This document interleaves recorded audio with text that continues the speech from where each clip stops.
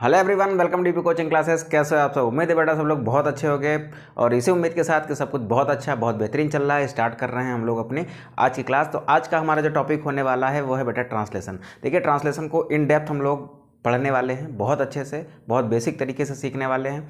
तो topic start करने से पहले बच्चों हमारी एक आपसे रिक्वेस्ट है कि अगर आप चैनल पर नए हैं तो प्लीज़ चैनल को सब्सक्राइब करिएगा और वीडियो को अपने दोस्तों के साथ शेयर करिएगा। तो चलिए स्टार्ट करते हैं हम लोग अपनी आज की क्लास। तो फटाक से आप लोग भी बेटा हेडिंग लगाएंगे translation.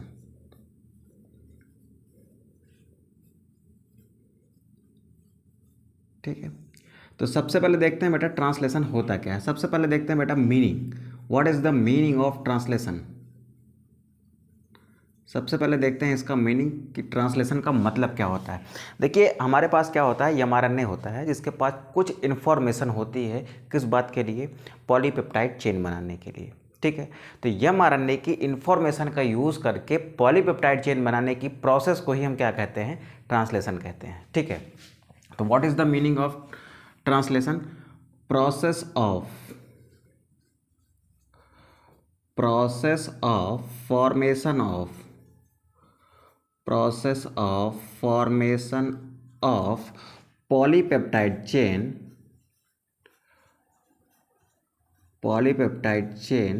or amino acid sequence। अच्छा, अमीनो एसिड को जब आप एक सीक्वेंस में ऐड करते हो ना तब क्या बनती है बेटा? पॉलीपेप्टाइड चेन बनती है। ठीक है, तो process of formation of polypeptide और amino acid chain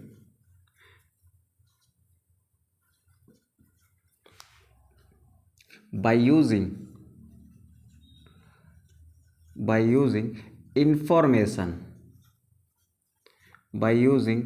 information of mRNA। ठीक है, देखिए होता क्या है कि आपका जो mRNA होता है ना बेटा, उस पर क्या होते हैं? न्यूक्लियोटाइड्स होते हैं जो एक सीक्वेंस में होते हैं। तो सीक्वेंस ऑफ न्यूक्लियोटाइड्स कहाँ पर है बेटा? ये mRNA पर है। इनका यूज़ करके किसकी हेल्प से? राइबोसोम की हेल्प से हम लोग क्या बनाते हैं बेटा? सीक्वेंस ऑफ अमीनो एसिड बनाते हैं। हम लोग क्या बनाते हैं? Sequence of amino acid.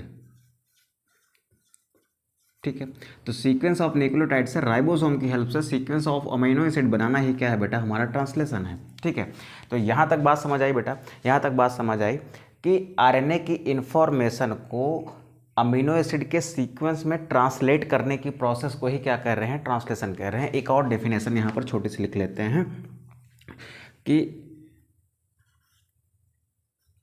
Information of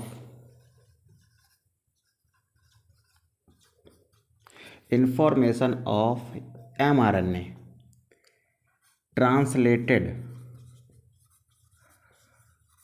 translated into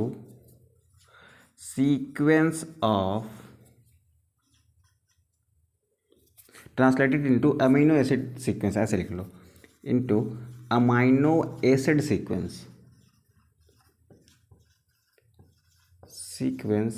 is called translation.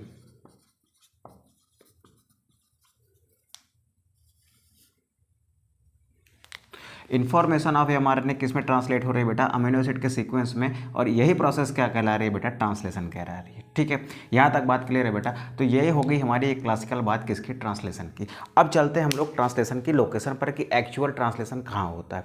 तो क्या सर ट्रांसलेशन प्रोकैरियोट्स में भी होता है? हाँ बेटा होता है। यूकैरियोट्स में भी होता है? बिल्कुल होता है। तो यानी ट्रांसलेशन की process eukaryotic cell and prokaryotic cell दोनों में होती है। तो क्या सर दोनों में अलग अलग जगह पर होती है कि सेम जगह पर होती है? आइए देखते हैं। तो सबसे पहले बेटा यहाँ पर एक छोटी सी हेडिंग लगाते हैं बेटा, location of translation. Location of translation कि हमारी ये जो ट्रांसलेशन की प्रोसेस है ना, ये एक्चुअल में कहाँ पर हो रही है। तो देख बेटा, ये कहाँ कहाँ पर होती है? तो ट्रांसलेशन होता है प्रोकैरियोटिक सेल में भी, प्रोकैरियोटिक सेल में भी होता है। और कहाँ होता है बेटा? ये होता है यूकैरियोटिक सेल में भी। अगर ये प्रोकैरियोटिक सेल में हो रहा है तो कहाँ पर होगा? सर ये होगा साइटोप्लाज्म में। कहाँ पर होगा बेटा? साइटोप्लाज्म में। अगर ये यूकैरियोटिक सेल में हो रहा है तब भी ये कहाँ होगा बेटा, साइटोप्लाज्म में। इस प्रोसेस में साइटोप्लाज्म में होता है राइबोसोम, और कौन सा राइबोसोम होता है बेटा, आपको पता है प्रोकैरियोट्स में 70S राइबोसोम होते हैं जो ट्रांसलेशन की प्रोसेस में हेल्प करते हैं। यूकैरियोट्स में क्या होते हैं बेटा, 80S होते हैं। तो क्या सर इन दोनों के अलावा क्या कहीं और भी हो सकती है? बिल्कुल हो सकती है। आप याद करके बताओ कि दो ऐसे सेमी ऑटोनॉमस सेल ऑर्गेनेल जिनके पास खुद का डीएनए होता है, जिनके पास खुद का डीएनए है, वो अपना एमआरएनए बना सकते हैं। उनमें कुछ जीन्स होंगे जो अपना एमआरएनए बनाएंगे और वहाँ पर प्रोटीन का फॉर्मेशन हो सकता है। क्यों? क्योंकि उनमें राइबोसोम्स भी होते हैं, लेकिन उनमें जो राइबोसोम होते हैं बेटा वो 70S होते हैं। तो आप थोड़ा सा दिमाग पर जोर डालिए और याद करके बताइए।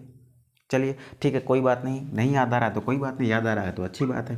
चलिए देखते हैं बेटा, एक तो होता है हमारे पास क्लोरोप्लास्ट। ठीक, प्लांट सेल में क्या होता है, क्लोरोप्लास्ट होता है। क्लोरोप्लास्ट में क्या होते हैं बेटा, क्लोरोप्लास्ट में 70S राइबोसोम होते हैं, और इसके अंदर का जो लिक्विड होता है ना, जहाँ पर आपके ट्रांसलेशन की प्रोसेस होती है उसको हम कहते हैं स्ट्रोमा। सेम ऐसे कहाँ पर होता है बेटा, माइटोकॉन्ड्रिया में होता है। ठीक है, माइटोकॉन्ड्रिया में होता है। माइटोकॉन्ड्रिया में भी कौन सा राइबोसोम होता है सर, 70S राइबोसोम होता है। और माइटोकॉन्ड्रिया के अंदर कहाँ पर होती है, इसकी लोकेशन कहाँ पर है, तो मैट्रिक्स में है। तो ध्यान से सुनेंगे बेटा, प्रोकैरियोटिक सेल में होगी ट्रांसलेशन तो कहाँ पर होगी, साइटोप्लाज्म में। यूकैरियोटिक में होगी साइटोप्लाज्म में। क्लोरोप्लास्ट में होगी स्ट्रोमा में। और माइटोकॉन्ड्रिया में होगी कहाँ पर, मैट्रिक्स में। तो ये हो गई बेटा क्या, ये हो गई बेटा इसकी मीनिंग की बात, और ये हो गई बेटा इसकी लोकेशन की बात। ठीक है, चलिए अब आगे बढ़ते हैं बेटा, चलिए अब आगे बढ़ते हैं। अब चलते हैं हम लोग अपने अगले टॉपिक पर कि इस ट्रांसलेशन की प्रोसेस में राइबोसोम इन्वॉल्व होता है। ठीक है, तो राइबोसोम के साथ साथ कुछ आरएनए भी यूज़ होते हैं। ठीक है, तो कौन कौन से आरएनए इन्वॉल्व होते हैं बेटा किसमें, ट्रांसलेशन में, तो वो बात हम लोग सीखने वाले हैं। तो अगली हेडिंग लगाएंगे, RNA involved in this process. In this process की जगह इन ट्रांसलेशन लिख लो, शॉर्ट में अच्छा बन जाएगा, इन ट्रांसलेशन। ट्रांसलेशन में कौन कौन से आरएनए इन्वॉल्व होते हैं ये बातें हमको सीखनी है। ठीक है, तो सबसे पहले बेटा लिखते हैं, जो सबसे पहले इस्तेमाल होने वाला आरएनए है वो है mRNA.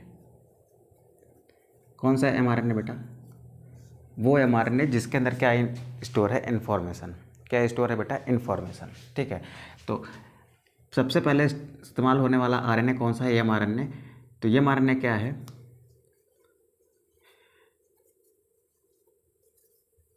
that RNA which provide information, जो क्या देता है बेटा, इंफॉर्मेशन देता है। किस बात के लिए, for synthesis of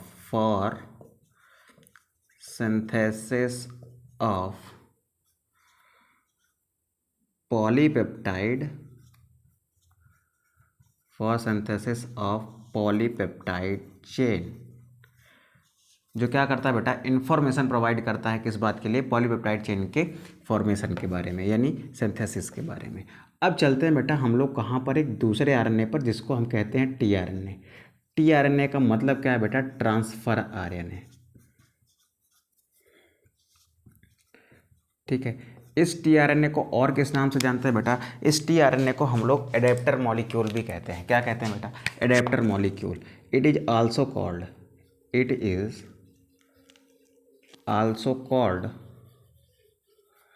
adapter molecule।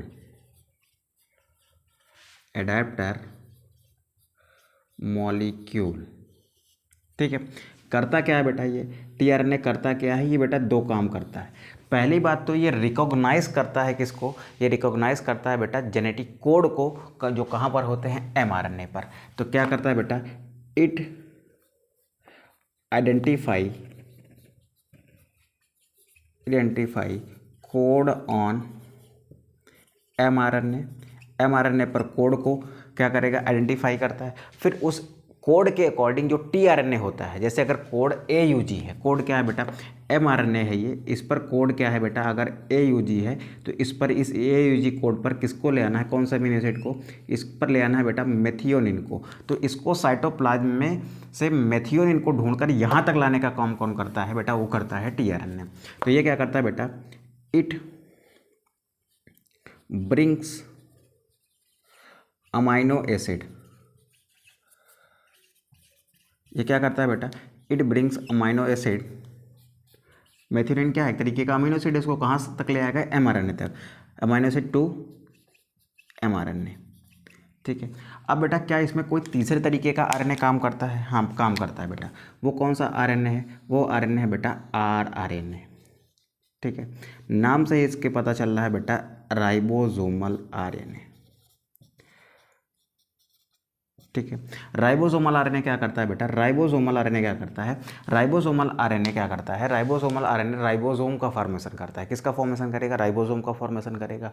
और राइबोसोम वो जगह है जहाँ पर प्रोटीन की सिंथेसिस होती है, कैसे होती है प्रोटीन की सिंथेसिस, क्या पॉलीपेप्टाइड चेन की सिंथेसिस को, कि पॉलीपेप्टाइड चेन की सिंथेसिस कैसे होती है, एक अमीनो एसिड दूसरे अमीनो एसिड से जुड़ता है पेप्टाइड बॉन्ड द्वारा, वो पेप्टाइड बॉन्ड बनाने का काम कौन करता है, राइबोसोम करता है। फिर से मेरी बात सुनो, मैं क्या कह रहा हूँ कि पॉलीपेप्टाइड चेन बननी है जिसमें अमीनो एसिड, एक अमीनो एसिड दूसरे के पीछे जुड़ेगा, फिर दूसरा तीसरे के साथ ऐसे लगेगा, तीसरा चौथे के साथ, ऐसे लगते हुए क्या हो जाएगी, अमीनो एसिड की एक चेन बनेगी। लेकिन इस चेन को बनाने के लिए दो अमीनो एसिड को जोड़ने का भी तो काम करना चाहिए, तो दो अमीनो एसिड को जोड़ने का काम करता है बेटा कौन, राइबोसोम, क्या करके, एक पेप्टाइड बॉन्ड बना के, किसके बीच, दो अमीनो एसिड के बीच एक पेप्टाइड बॉन्ड का फॉर्मेशन करता है कौन, राइबोसोम। राइबोसोम किसका बना होता है बेटा, आरआरएनए का, किसका बना होता है, आरआरएनए का।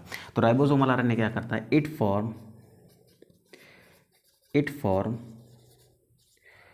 ribosome which helps in formation of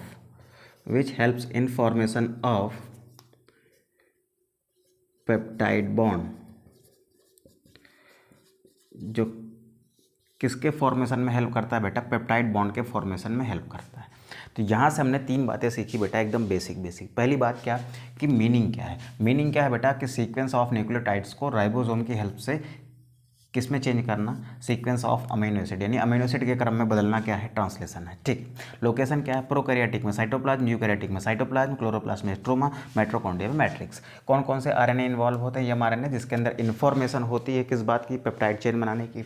tRNA है, टीआरएनए क्या करता है, एडेप्टर मॉलिक्यूल भी इसको कहा जाता है। ये क्या करता है, दो काम करता है। पहली बात तो कोड को आइडेंटिफाई करेगा किस पर, एमआरएनए पर। फिर क्या करता है, ये अमीनो एसिड को ले आता है कहाँ तक, एमआरएनए तक। फिर आता है बेटा तीसरा आरएनए जिसका नाम है राइबोसोमल आरएनए। वो क्या करता है, वो राइबोसोम का फॉर्मेशन करता है, जो हेल्प करता है किस बात में, पेप्टाइड बॉन्ड के फॉर्मेशन के बारे में। ठीक है, तो बेटा यहाँ तक आई होप बात क्लियर होगी। तो फटाक से इसका स्क्रीनशॉट करेंगे। तो यहाँ पर छोटा सा रफ करता हूँ मैं, और इन्हीं सब चीज़ों का इस्तेमाल करके एक बात और लिखने की कोशिश करता हूँ। ठीक है, चलिए स्क्रीनशॉट करेंगे बेटा इसका फटाक से। चलो बेटा इसको रफ करते हैं फटाक से और फिर आगे बढ़ते हैं।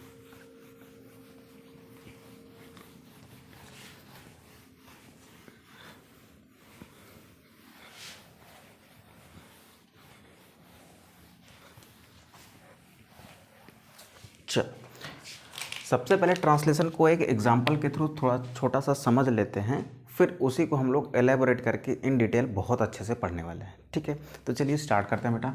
हमारे पास क्या है बेटा, हमारे पास एक एमआरएनए है। क्या है हमारे पास, एक एमआरएनए है। क्या है ये है बेटा हमारे पास एक एमआरएनए। अगर ये 5 प्राइम एंड है बेटा, तो ये क्या होगा सर, ये 3 प्राइम एंड होगा। ठीक है, अब यहाँ पर एक कोड है ऐसे CCG, यहाँ पर है GGC। अब यहाँ पर एक कोड है बेटा AUG। क्या है बेटा, यहाँ पर AUG है।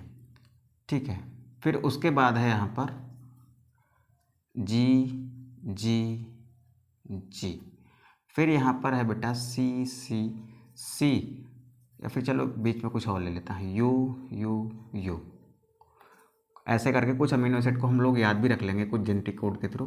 फिर यहाँ पर कर लेते हैं बेटा CCC, फिर यहाँ पर लिख लेते हैं स्टॉप कोडॉन यानी UGA।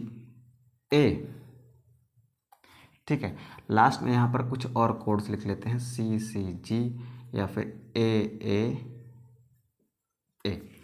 अब देखो ये क्या है बेटा, एक mRNA है। अब mRNA पर पॉलीपेप्टाइड चेन कहाँ से स्टार्ट होती है बेटा, जहाँ पर आपको आपका वो स्टार्ट कोडॉन मिलेगा। तो आपको स्टार्ट कोडॉन कहाँ दिख रहा है, ये AUG हमारा स्टार्ट कोडॉन है।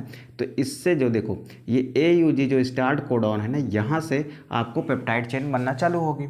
और बंद कहाँ होगी बेटा, जहाँ पर स्टॉप कोडॉन आ जाएगा। तो ये क्या है हमारा स्टॉप कोडॉन। UGA क्या है बेटा, स्टॉप कोडॉन है। AUG क्या है, स्टार्ट कोडॉन है। ठीक है, तो यानी अमीनो एसिड कितने जुड़ेंगे, 1 2 3 और ये 4। और UGA किसी अमीनो एसिड को कोड नहीं करता, यानी क्या है, ये स्टॉप कोडॉन है। तो अच्छा, यहाँ से जब बेटा स्टार्ट होगी पॉलीपेप्टाइड सिंथेसिस, तो पॉलीपेप्टाइड चेन के निर्माण की प्रक्रिया यहाँ से जब स्टार्ट होगी तो वो यहाँ तक चलेगी। तो इसका मतलब ये सब जो है ना, इन सब का ट्रांसक्रिप्शन नहीं होगा। यहाँ पर जो आपको न्यूक्लियोटाइड सीक्वेंस दिख रहे हैं, इनका ट्रांसक्रिप्शन नहीं होगा। तो इनको आप कहते हैं बेटा अनट्रांसलेटेड रीजन। ये क्या है, UTR है।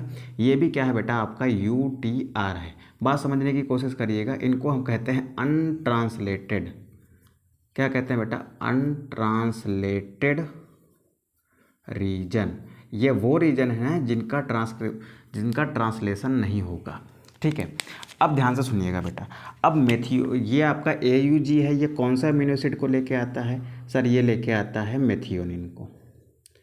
ठीक है, अब GGG है, तो GGG कौन से अमीनो एसिड को कोड करता है, तो सर ये करता है ग्लाइसिन को। ठीक है, उसके बाद आता है आपका UUU किसको कोड करता है, ये करता है फेनाइल एलानिन को। किसको करता है बेटा, फेनाइल एलानिन को। तो हमने लिख दिया।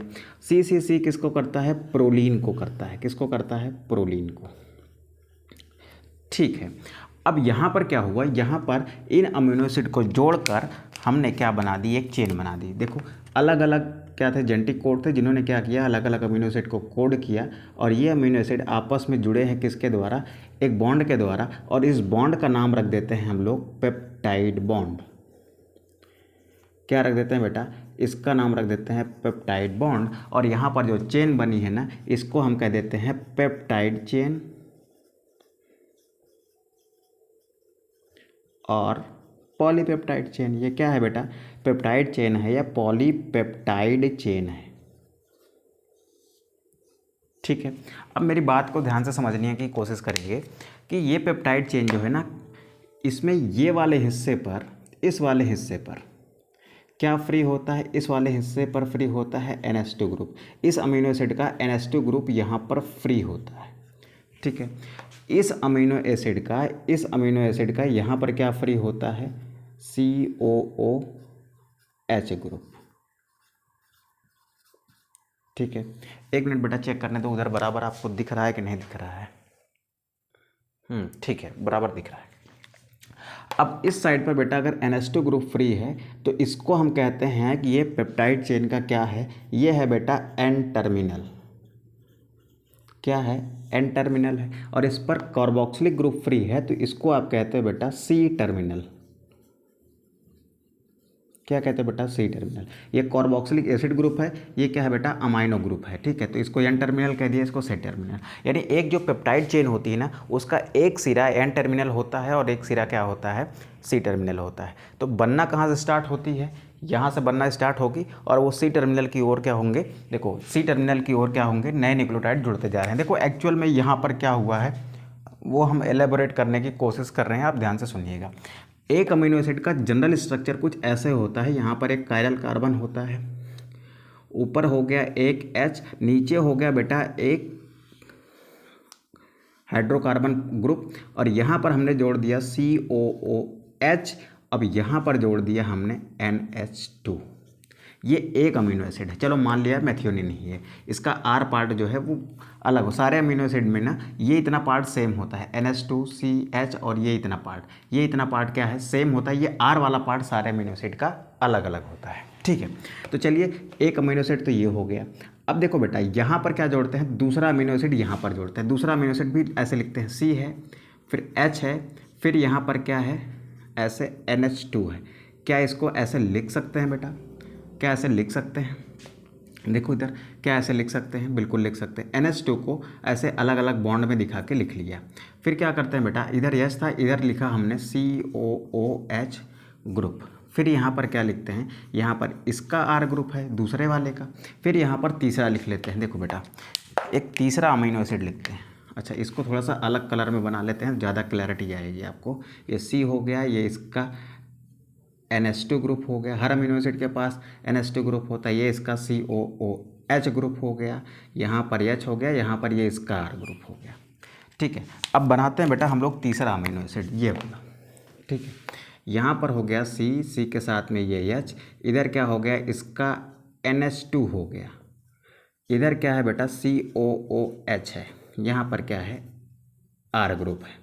ठीक है, अब होता क्या है भैया, होता क्या है, ये यहाँ से क्या हुआ, वाटर का मॉलिक्यूल बाहर चला गया, वाटर का मॉलिक्यूल बाहर चला गया यहाँ से, तो इसका NH2 ग्रुप इसके कार्बोक्सिलिक ग्रुप से क्या कर रहा है बेटा, ऐड हो रहा है। यहाँ से H2O गायब हुआ, तो यहाँ पर क्या बन रही है, एक बॉन्डिंग बन रही है, और ये बॉन्ड कौन सा है, पेप्टाइड बॉन्ड है। यानी अब ये वाला अमीनो एसिड इस वाले अमीनो एसिड से किसके द्वारा जुड़ गया बेटा, पेप्टाइड बॉन्ड के थ्रू जुड़ गया। ठीक है, अब यहाँ पर देखो सेम वही हुआ, यहाँ से H, यहाँ से ये वाला हिस्सा क्या हो गया, ऐसे थोड़ा सा रिमूव हो गया, यहाँ से एक H2O हट गया। अब यहाँ से क्या हुआ, ये वाला हिस्सा ऐसे अटैच हो गया। ठीक है, अब यहाँ पर क्या हुआ बेटा, यहाँ पर क्या हुआ, फिर से क्या बन गया, एक पेप्टाइड बॉन्ड बन गया। अब आप ध्यान से देखेंगे बेटा, जो मैं आपको समझाने की कोशिश कर रहा हूँ, एक पेप्टाइड चेन बनी है जिसमें 3 अमीनो एसिड हैं। एक अमीनो एसिड ये है, फिर यहाँ पर ये पेप्टाइड बॉन्ड है, फिर क्या है, एक दूसरा अमीनो एसिड रेड वाला है, फिर ये तीसरा अमीनो एसिड है बेटा कौन सा, ग्रीन वाला। अब देखो इस अमीनो एसिड में कौन सा ग्रुप फ्री है, देखो NH2 ग्रुप फ्री है कि नहीं है, तो यहाँ पर क्या फ्री है, यहाँ पर NH2 ग्रुप फ्री है। तो इसको हम क्या कहेंगे बेटा, इसको हम कहेंगे N टर्मिनल। यहाँ पर देख बेटा क्या है, COOH ग्रुप फ्री है, यानी इस साइड में क्या फ्री है, इस वाले लास्ट वाले अमीनो एसिड पर ये फ्री है। ठीक है, तो अब ये फ्री है तो क्या करेंगे बेटा, इसको कहेंगे C टर्मिनल। ठीक है, अब मुझे नया अमीनो एसिड जोड़ना होगा तो मैं कहाँ जोड़ रहा हूँ, मैं तो COOH ग्रुप साइड जोड़ रहा हूँ, तो नया वाला यहाँ पर जोड़ूंगा, एक कोई जोड़ना होगा। जब वो इससे जुड़ेगा तो फिर इसका COOH ग्रुप फ्री हो जाएगा। तो यानी अमीनो एसिड में एक N टर्मिनल होता है और एक C टर्मिनल होता है, और C टर्मिनल साइड पर क्या होता जाता है बेटा, नई चेन लगते चली जाती है। नए अमीनो एसिड को ऐड किधर करते हैं, NH2 ग्रुप वाले साइड पर कि COOH वाले पर, तो आपका आंसर क्या होगा बेटा, COOH वाले पर। किस पर करते हैं, COOH वाले पर। कैसे करते हैं, देख इधर, ये हो गया मेरा नया वाला, इसका ये H, इसका ये COOH, इसका ये क्या है, NH2 है।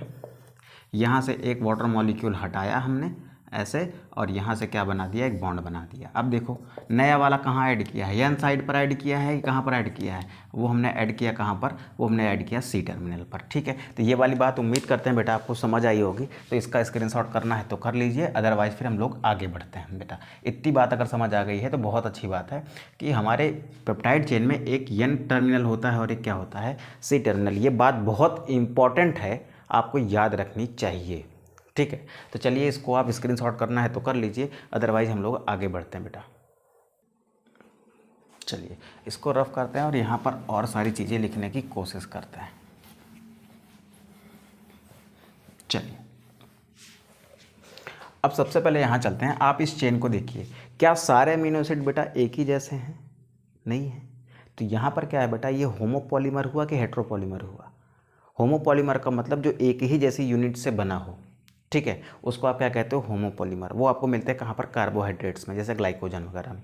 ठीक है, लेकिन यहाँ पर प्रोटीन क्या होती है, वो ऑलवेज क्या होते हैं बेटा, हेट्रोपॉलीमर होती है, क्योंकि वो बनी होती है पेप्टाइड चेन की, और पेप्टाइड चेन में क्या होते हैं बेटा, अलग अलग अमीनो एसिड होते हैं। ठीक है, तो हम यहाँ लिख सकते हैं बेटा, क्या लिख सकते हैं बेटा, कि polypeptide chain, polypeptide chain is a heteropolymer. क्या होती है बेटा, एक तरीके का हेट्रोपॉलीमर होती है, यानी अलग अलग अमीनो एसिड से मिलकर बनी होती है। अब चलते हैं बेटा प्रोसेस ऑफ ट्रांसलेशन पर, कि ट्रांसलेशन की प्रोसेस कैसे होती है, इन कोड्स को रीड करके कैसे बन जाता है ये पॉलीपेप्टाइड चेन। तो चलिए स्टार्ट करते हैं बेटा। सबसे पहले लिखते हैं बेटा process of translation.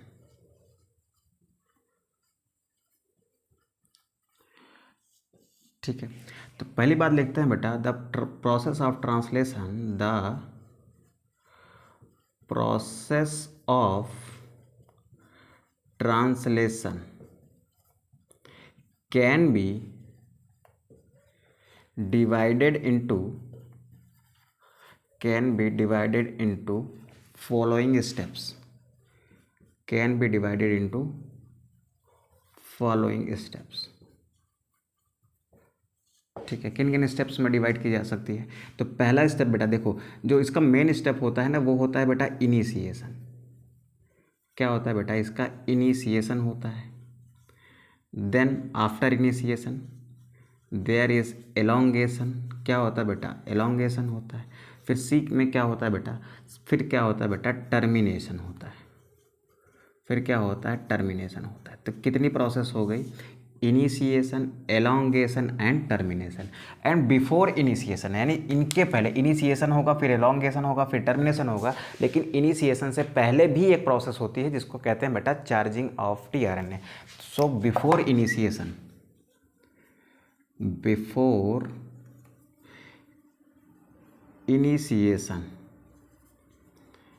there is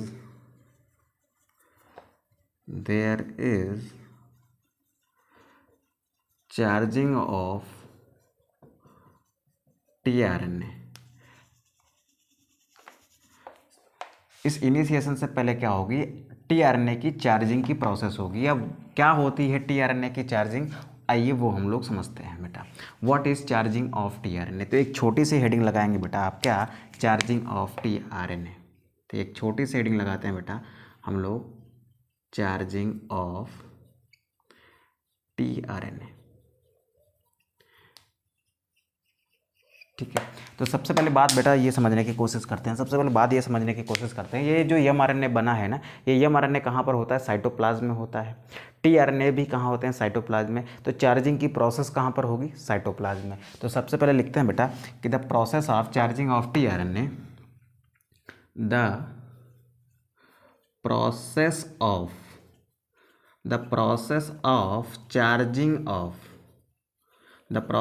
charging of tRNA occurs in cytoplasm. ठीक है, अब इस टाइम पर जब टीआरएनए की चार्जिंग होती है ना, तब ये टीआरएनए कौन सा शेप में होता है? तो बेटा आपको पता है कि इसका एक प्राइमरी स्ट्रक्चर होता है, वो फोल्ड होता है, तो एक सेकेंडरी स्ट्रक्चर बनता है। हमने टीआरएनए को जब डिटेल में पढ़ा था तो वहाँ पर देखा था। उस सेकेंडरी स्ट्रक्चर को हम लोग कहते हैं क्लोवर लीफ स्ट्रक्चर। ठीक है, उसके बाद आया था बेटा टर्शियरी स्ट्रक्चर, जो इन्वर्टेड एल शेप था। तो चार्जिंग ऑफ टीआरएनए का समय, यानी जब टीआरएनए की चार्जिंग होती है ना, उस टाइम पर टीआरएनए कौन से स्ट्रक्चर में होता है? तो वो एक 3 डिग्री स्ट्रक्चर में होता है। तो क्या लिखोगे? ड्यूरिंग दिस प्रोसेस, यानी during charging the tRNA is in 3 degree structure और इन इन्वर्टेड एल शेप। कैसा होता है बेटा? ये इन्वर्टेड एल शेप में होता है। ठीक है, अब सवाल ये है कि इस चार्जिंग ऑफ टीआरएनए में एक्चुअल में होता क्या है? तो देखते हैं क्या होता है बेटा। ये है मेरा एक टीआरएनए। ये क्या है बेटा? एक टीआरएनए है जो कहाँ पर है? साइटोप्लाज्म में है। इन्वर्टेड एल शेप है, यानी ऐसा है कुछ।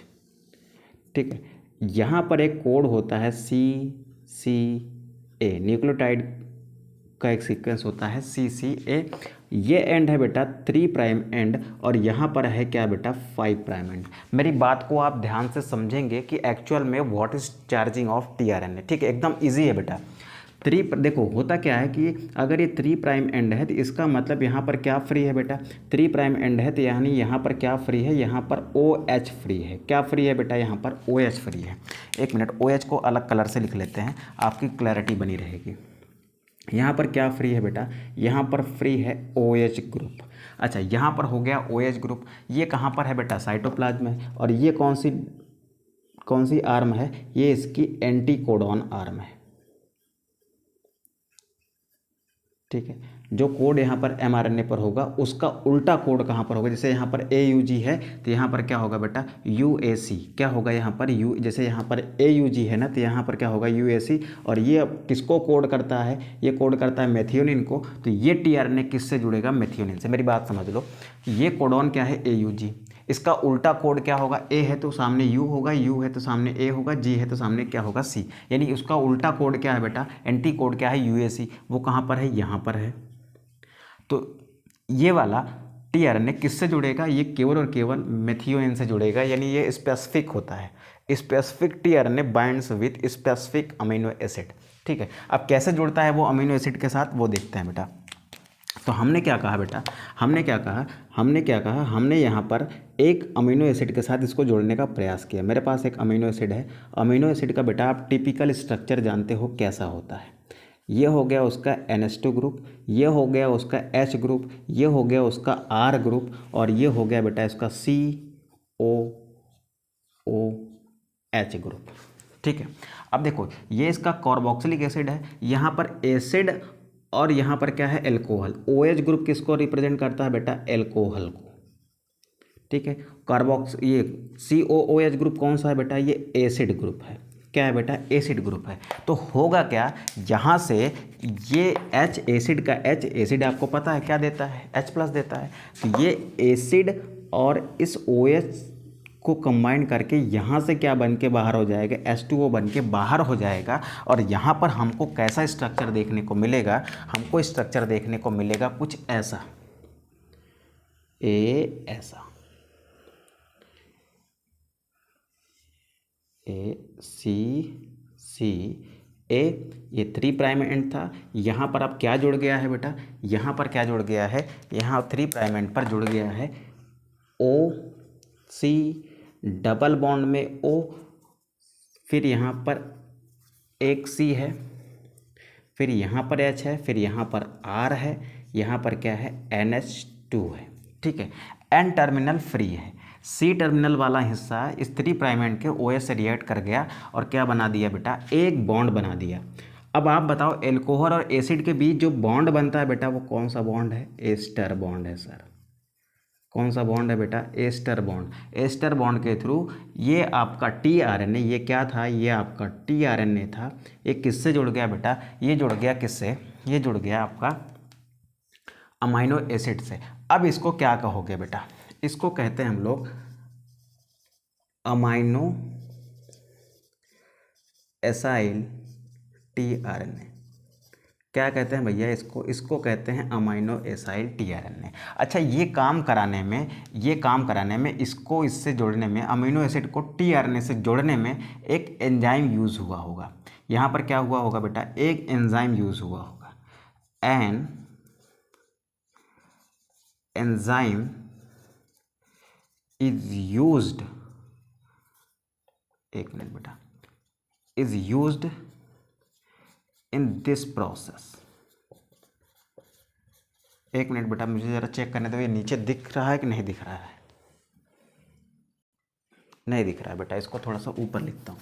यह है क्या, यह बन गया है अमाइनो एसाइल tRNA। और इस अमाइनो एसाइल tRNA को ही हम लोग क्या कहते हैं बेटा, इसको कहते हैं चार्ज्ड tRNA। क्या कहेंगे बेटा, इसको चार्ज्ड tRNA कहेंगे। ठीक है, अब देखो इस अमीनो एसिड को इस tRNA से जोड़ने वाला जो एंजाइम है ना, वो एंजाइम कौन सा है। तो देखिए वो एंजाइम का नाम है बेटा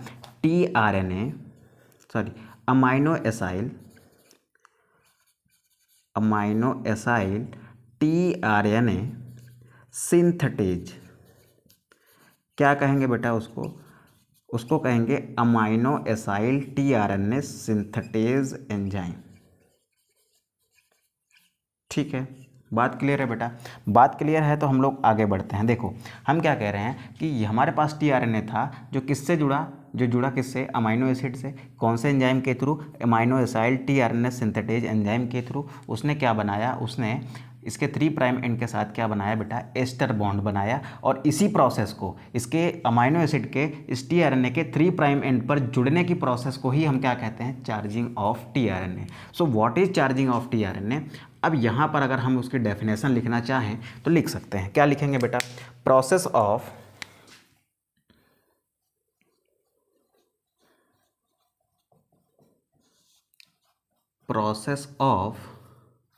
joining of amino acid at 3 prime end of tRNA is called क्या कहलाएगी बेटा, ये is called चार्जिंग ऑफ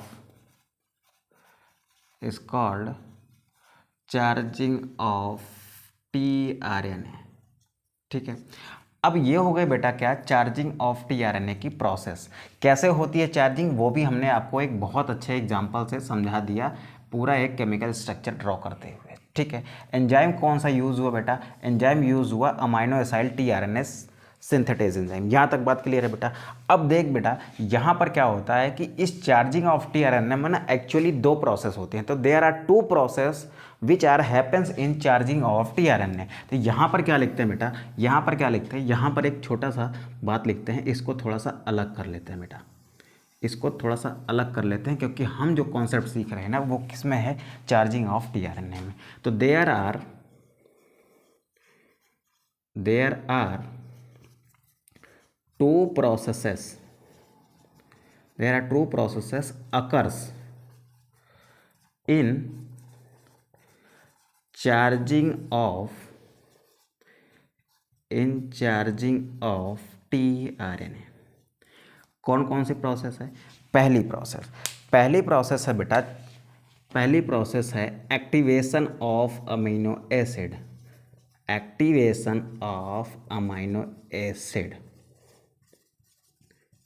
क्या करेंगे बेटा, सबसे पहले एक्टिवेशन करेंगे किसका, अमीनो एसिड का। अब ध्यान से सुनो बेटा, ये जो अमीनो एसिड यहाँ पर आके जुड़ने की कोशिश कर रहा है ना, ये जब तक एक्टिवेटेड नहीं होगा ना तब तक ये tRNA से नहीं जुड़ेगा। तो सबसे पहले मुझे क्या करना है कि साइटोप्लाज्म में जो अमीनो एसिड टहल रहा है ना एकदम सोया हुआ, पहले उसको एक्टिवेट करना है। एक्टिवेट करेंगे तब जाके वो यहाँ पर आके जुड़ेगा। ठीक है, मेरी बात समझ रहे हो? इसको जब हम एक्टिवेट करेंगे तभी किससे जुड़ेगा, tRNA से जुड़ेगा। तभी हमारी कौन सी प्रोसेस हो सकती है, बेटा, तभी हमारी चार्जिंग ऑफ tRNA प्रोसेस हो सकती है। तो activation of amino acid actual में क्या है बेटा, एक्चुअल में वो एक एनर्जी कंज्यूमिंग प्रोसेस है, यानी उसमें क्या लगती है बेटा, एनर्जी लगती है। ठीक है, तो इसमें क्या लगती है बेटा, एनर्जी लगती है। सो इन दिस प्रोसेस, पहले क्या लिखते हैं, इन दिस प्रोसेस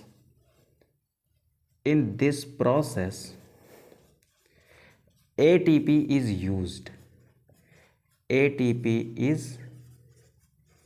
यूज्ड।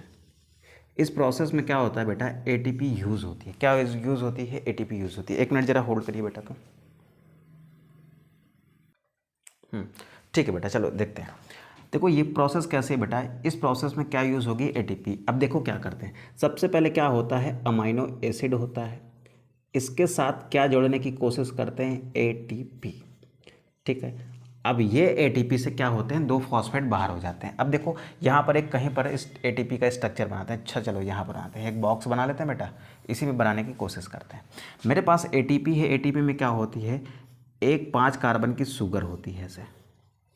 ठीक, एडेनोसिन ट्राइफॉस्फेट बना रहे हैं बेटा। यहाँ पर क्या जुड़ा होता है, फर्स्ट कार्बन पर ऐसे क्या जुड़ा होता है, फर्स्ट कार्बन पर ऐसे यहाँ पर जुड़ा होता है एडेनिन नाइट्रोजनस बेस। ये शुगर के साथ में यहाँ पर इस 5वें कार्बन से एक फॉस्फेट लगा है, इससे फिर ये दूसरा फॉस्फेट लगा है, इससे फिर ये तीसरा फॉस्फेट लगा है। अब हम क्या करते हैं, ये जो फॉस्फेट लगे हैं ना, इनके बीच में क्या होते हैं, इनके बीच में होते हैं बेटा फॉस्फो एनहाइड्राइड बॉन्ड्स। क्या होते हैं बेटा, इनके बीच में होते हैं फॉस्फो एनहाइड्राइड बॉन्ड्स।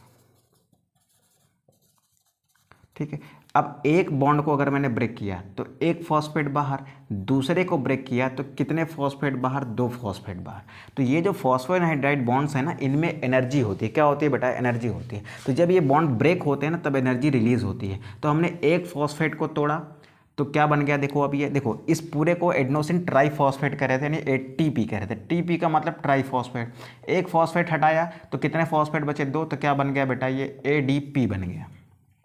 ये इतना एडेनोसिन है, यानी इसमें नाइट्रोजनस बेस और ये 5 कार्बन की शुगर, तो क्या है ये आपका एडेनोसिन है। उसके बाद इसमें 3 फॉस्फेट जुड़े हैं तो ट्राइफॉस्फेट। अब एक फॉस्फेट आपने रिमूव किया फॉस्फोएनहाइड्राइड बॉन्ड तोड़कर, तो क्या बनता है? अब ये तो हो गया एडेनोसिन, ये हो गया डाइफॉस्फेट। एक और तोड़ दिया तो अब बताओ आपने कितने एनहाइड्राइड बॉन्ड तोड़े? 2 एनहाइड्राइड बॉन्ड, तो कितने फॉस्फेट बाहर आएंगे? 2। अब इसको क्या कहोगे? एडेनोसिन। एक फॉस्फेट बचा है तो इसको आप कहोगे AMP। तो होता क्या है बेटा यहाँ पर आपके 2 एनहाइड्राइड बॉन्ड टूट जाते हैं। क्या होता है बेटा? 2 एनहाइड्राइड बॉन्ड टूट जाते हैं। तो अब क्या बनता है मुझे? Amino acid AMP। Amino acid के साथ क्या जुड़ जाता है? हमारा एक AMP जुड़ जाता है। और क्या रिलीज होते हैं बेटा यहाँ से ये दोनों फॉस्फेट बाहर आएंगे कि नहीं आएंगे? आएंगे। 2 इनऑर्गेनिक फॉस्फेट बाहर आ जाते हैं। अब क्या होता है? अब जब ये आपका अमीनो एसिड के साथ में AMP जो है ये जुड़ता है किसके साथ में? ये जुड़ता है tRNA के साथ में। तो ये अमीनो एसिड किसके साथ अटैच हो जाता है? ये अटैच हो जाता है tRNA के साथ में, और यहाँ से क्या बाहर कर देता है? यहाँ से बाहर कर देता है AMP को। ठीक है, तो ये हो गए बेटा 2 स्टेप की प्रोसेस। पहला स्टेप क्या है बेटा? आपको पहला स्टेप दिख रहा है एक्टिवेशन ऑफ अमीनो एसिड, और दूसरा स्टेप क्या दिख रहा है बेटा? दूसरा स्टेप दिख रहा है जिसमें अमीनो एसिड किसके साथ अटैच होता दिख रहा है? अटैच होता दिख रहा है किसके साथ?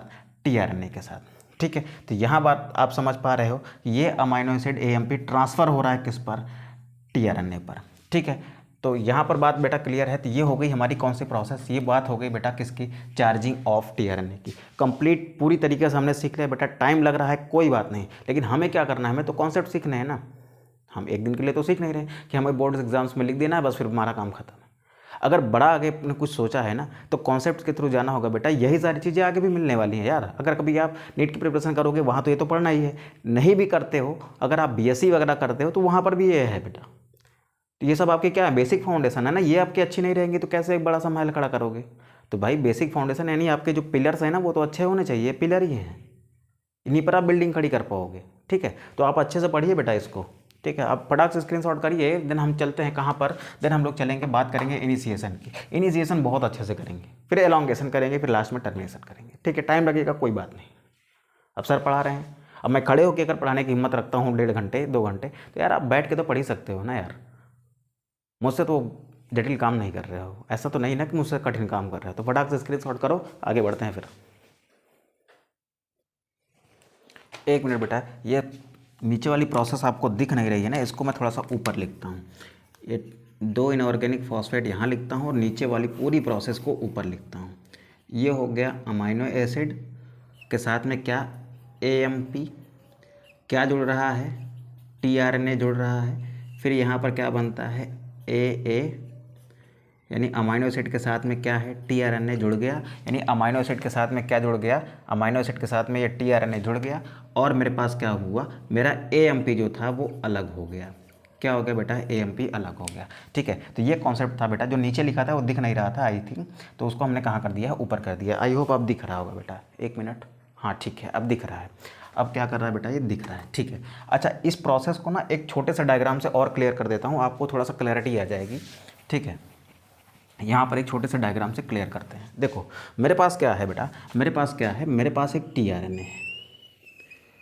ये क्या है? मेरे पास एक tRNA है। ये इसका 3 प्राइम एंड है और ये इसका 5 प्राइम एंड है। ठीक है, अब नया अमीनो एसिड कहाँ लगना है? अमीनो एसिड लगना है 3 प्राइम पर। अब मेरे पास एक एंजाइम है बेटा। मेरे पास क्या है? ये एक एंजाइम है। ये उस एंजाइम की क्या हो गई? एक्टिव साइट हो गई। ठीक है, यहाँ पर क्या हुआ? यहाँ पर ये tRNA आता है ऐसे। यहाँ पर क्या आया? यहाँ पर आता है ये tRNA। यहाँ पर आ गया ये tRNA। ठीक है, हाँ ठीक है सर। अब यहाँ पर लिखा हमने 5 प्राइम। अब यहाँ पर कौन टहल रहा था बेटा? यहाँ पर टहल रहा था एक अमीनो एसिड। चलो मान लिया कौन सा था? मेथियोनिन था। वो कहाँ आके अटैच हो जाएगा? यहाँ पर। यहाँ पर क्या हो गया, आके अटैच हो गया कौन, मेथियोनिन। अब यहाँ से क्या बन के बाहर निकला, यहाँ से जब ये बाहर निकलेगा ना तो अपने साथ किसको लेके निकलेगा, अपने साथ लेके निकलेगा किसको, ये आपका टीआरएनए है, ठीक। 3 प्राइम एंड पर किसको साथ लेके निकल रहा है बेटा, मेथियोनिन को साथ लेके निकल रहा है। इसको हम कहते हैं, ये क्या है हमारा चार्ज्ड टीआरएनए, ठीक। ये एंजाइम कौन सा है, ये एंजाइम है बेटा अमाइनो एसाइल टीआरएनए सिंथेटेज, ठीक। ये वाला एंजाइम यहाँ पर जो लिखा था अमीनो एसाइल टीआरएनए सिंथेटेज, ये वो एंजाइम है जो इस अमीनो एसिड को इस टीआरएनए से अटैच करके क्या बना रहा है, चार्ज टीआरएनए बना रहा है। अच्छा, इस प्रोसेस में और क्या होता है, एटीपी खर्च हो रही है कि नहीं हो रही बेटा, एटीपी खर्च हो रही है। यानी एटीपी किस में चेंज हो रही है बेटा, एएमपी में। किस में चेंज हो रही है बेटा, एएमपी में, यानी यहाँ पर एटीपी भी खर्च हो रही है। तो इस डायग्राम के थ्रू आप इसको याद रखेंगे, ठीक है। अब चलिए इसको रफ करते हैं बेटा, स्टार्ट करते हैं हम लोग कौन सी प्रोसेस अपनी इनिशिएशन की। तो चलिए रफ करते हैं, चल बेटा इसको रफ करते हैं। देखो, रफ करने से पहले एक बात मैं साफ साफ कह दे रहा हूँ कि जितना टाइम अभी लगा है ना, जितना टाइम में अपने ये बेसिक कॉन्सेप्ट सीखे हैं ना, अभी इतना ही टाइम और लगने वाला है ये कंप्लीट पूरी प्रोसेस सीखने के लिए। टर्मिनेशन था, इनिशिएशन, एलोंगेशन और टर्मिनेशन सीखने के लिए इतना टाइम लगने वाला है। और बेटा मैं अगर 4 किडनी स्टोन्स के साथ खड़ा होकर 1.5 घंटे पढ़ा सकता हूँ ना, तो आप आराम से बिस्तर पर बैठ के अपने टेबल चेयर पर बैठ के ना आराम से पढ़ सकते हो, ठीक है।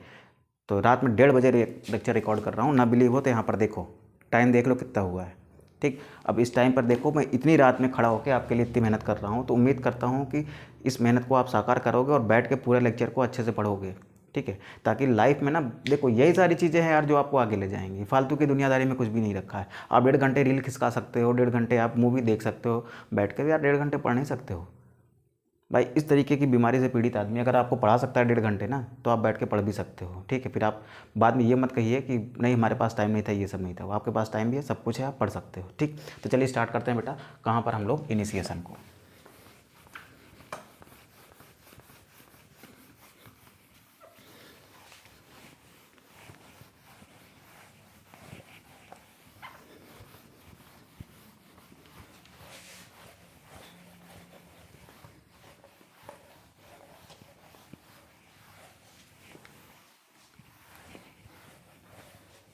सॉरी अगर बुरा लगा हो, लेकिन यही रियलिटी है बेटा कि इतनी प्रॉब्लम्स में होते हुए भी मैं अगर इतनी रात में पढ़ा सकता हूँ ना, तो आप पढ़ सकते हो, ठीक है। चलिए स्टार्ट करते हैं बेटा।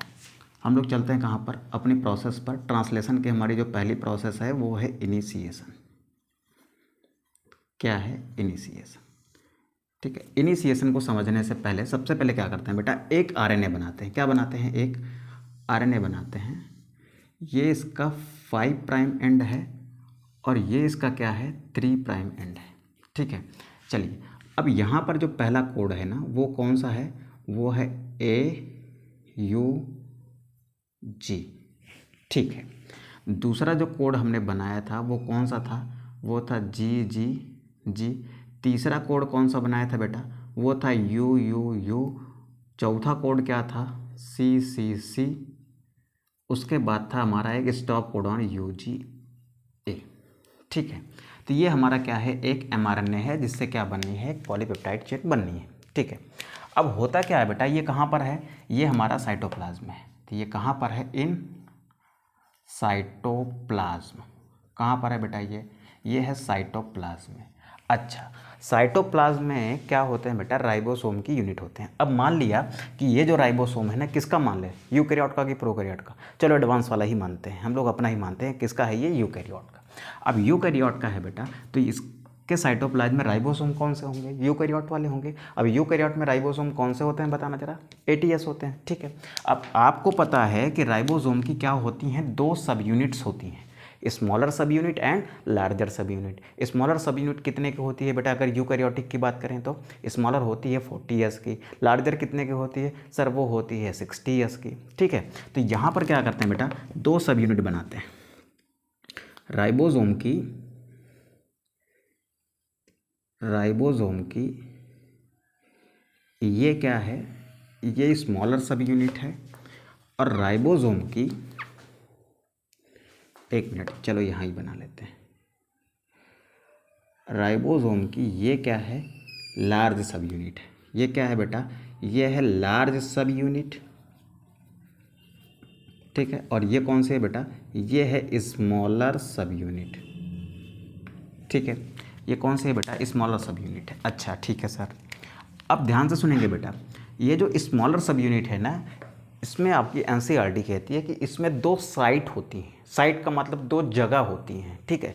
एक जगह को मैं कहता हूँ पी साइट, आगे क्या लिख देता हूँ बेटा मैं, पी साइट, और यहाँ पर लिखता हूँ बेटा मैं ए साइट, ठीक है। क्या है बेटा, ये ए साइट है, ठीक है। और ये क्या है बेटा, पी साइड है, यानी peptide side, amino acyl side, ठीक है। अब ध्यान से सुनिएगा बेटा, यहाँ पर है पी साइड, यहाँ पर है क्या है, ए साइड, ठीक है। ये स्मॉलर सब यूनिट है, कितने एस की होगी, अगर यूकैरियोट है तो 40 एस की होगी, अगर प्रोकैरियोट है तो ये कितने की होगी बेटा, ये होगी आपकी 30 एस की, ठीक है। ये कहाँ पर होगी, यूकैरियोट में। अच्छा, लार्ज सब यूनिट है बेटा, तब क्या होगा, अगर यूकैरियोट में है तब ये कितने की है, 60 एस की, प्रोकैरियोट में है तो कितने की है बेटा, ये 50 एस की, ठीक है। चलो, ये तो हो गई हमारी बात किसकी, स्मॉलर यूनिट और लार्जर सब यूनिट की। कहाँ पर होती हैं बेटा, ये होती हैं साइटोप्लाज्म में। इसके चारों तरफ क्या फैला होता है, ये पूरा का पूरा सिस्टम कहाँ पर है, ये पूरा का पूरा सिस्टम कहाँ पर है बेटा, साइटोप्लाज्म में। ये ब्लैक कलर का क्या है पूरा, ये पूरा डॉट डॉट डॉट जो है ना, ये क्या है, साइटोप्लाज्म है। What is this, this is cytoplasm. तो पहले क्या लिखते हैं बेटा, पहले क्या लिखते हैं कि mRNA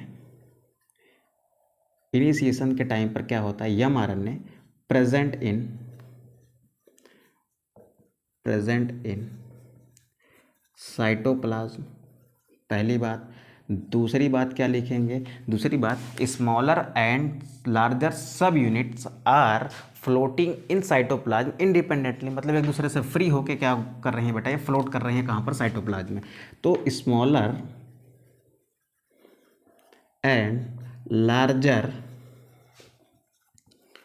सब unit are floating freely in cytoplasm. Cytoplasm में फ्री होके क्या कर रही हैं बेटा, घूम रही हैं, ठीक है। अब देखो, ये ऐड कब होंगे बेटा, मैग्नीशियम आयन का कंसंट्रेशन बढ़ता है, किसका, मैग्नीशियम आयन का कंसंट्रेशन बढ़ता है, तब ये ऐड होती है, वो बात की बात है, उस पर छोड़ो, उसको बाद में देखेंगे। अब क्या होगा बेटा, इनिशिएशन में, हम तो पढ़ रहे हैं इनिशिएशन ना, तो हमको तो इसी के रिस्पेक्ट में बात करनी है, ठीक है। तो अब इनिशिएशन में क्या होगा, देखिए, ये स्मॉलर यूनिट का जो पी साइट है ना, सबसे पहले क्या होता है, ये पी साइट इस पहले वाले कोडॉन से जुड़ेगा, ये mRNA पर क्या करता है, जुड़ता है, ठीक है। तो क्या लिखेंगे बेटा, smaller unit is attached with mRNA on start codon. ये क्या करेगा बेटा, यहाँ पर इस तरीके से ऐड होगा ना कि इसका पी साइट कहाँ पर आए, इस स्टार्ट कोडॉन के सामने आए। तो सबसे पहले क्या लिखते हैं बेटा, P site, sorry, smaller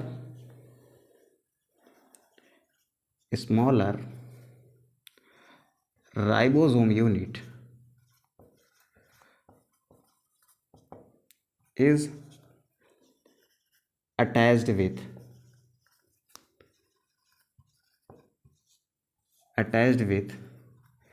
mRNA in such a manner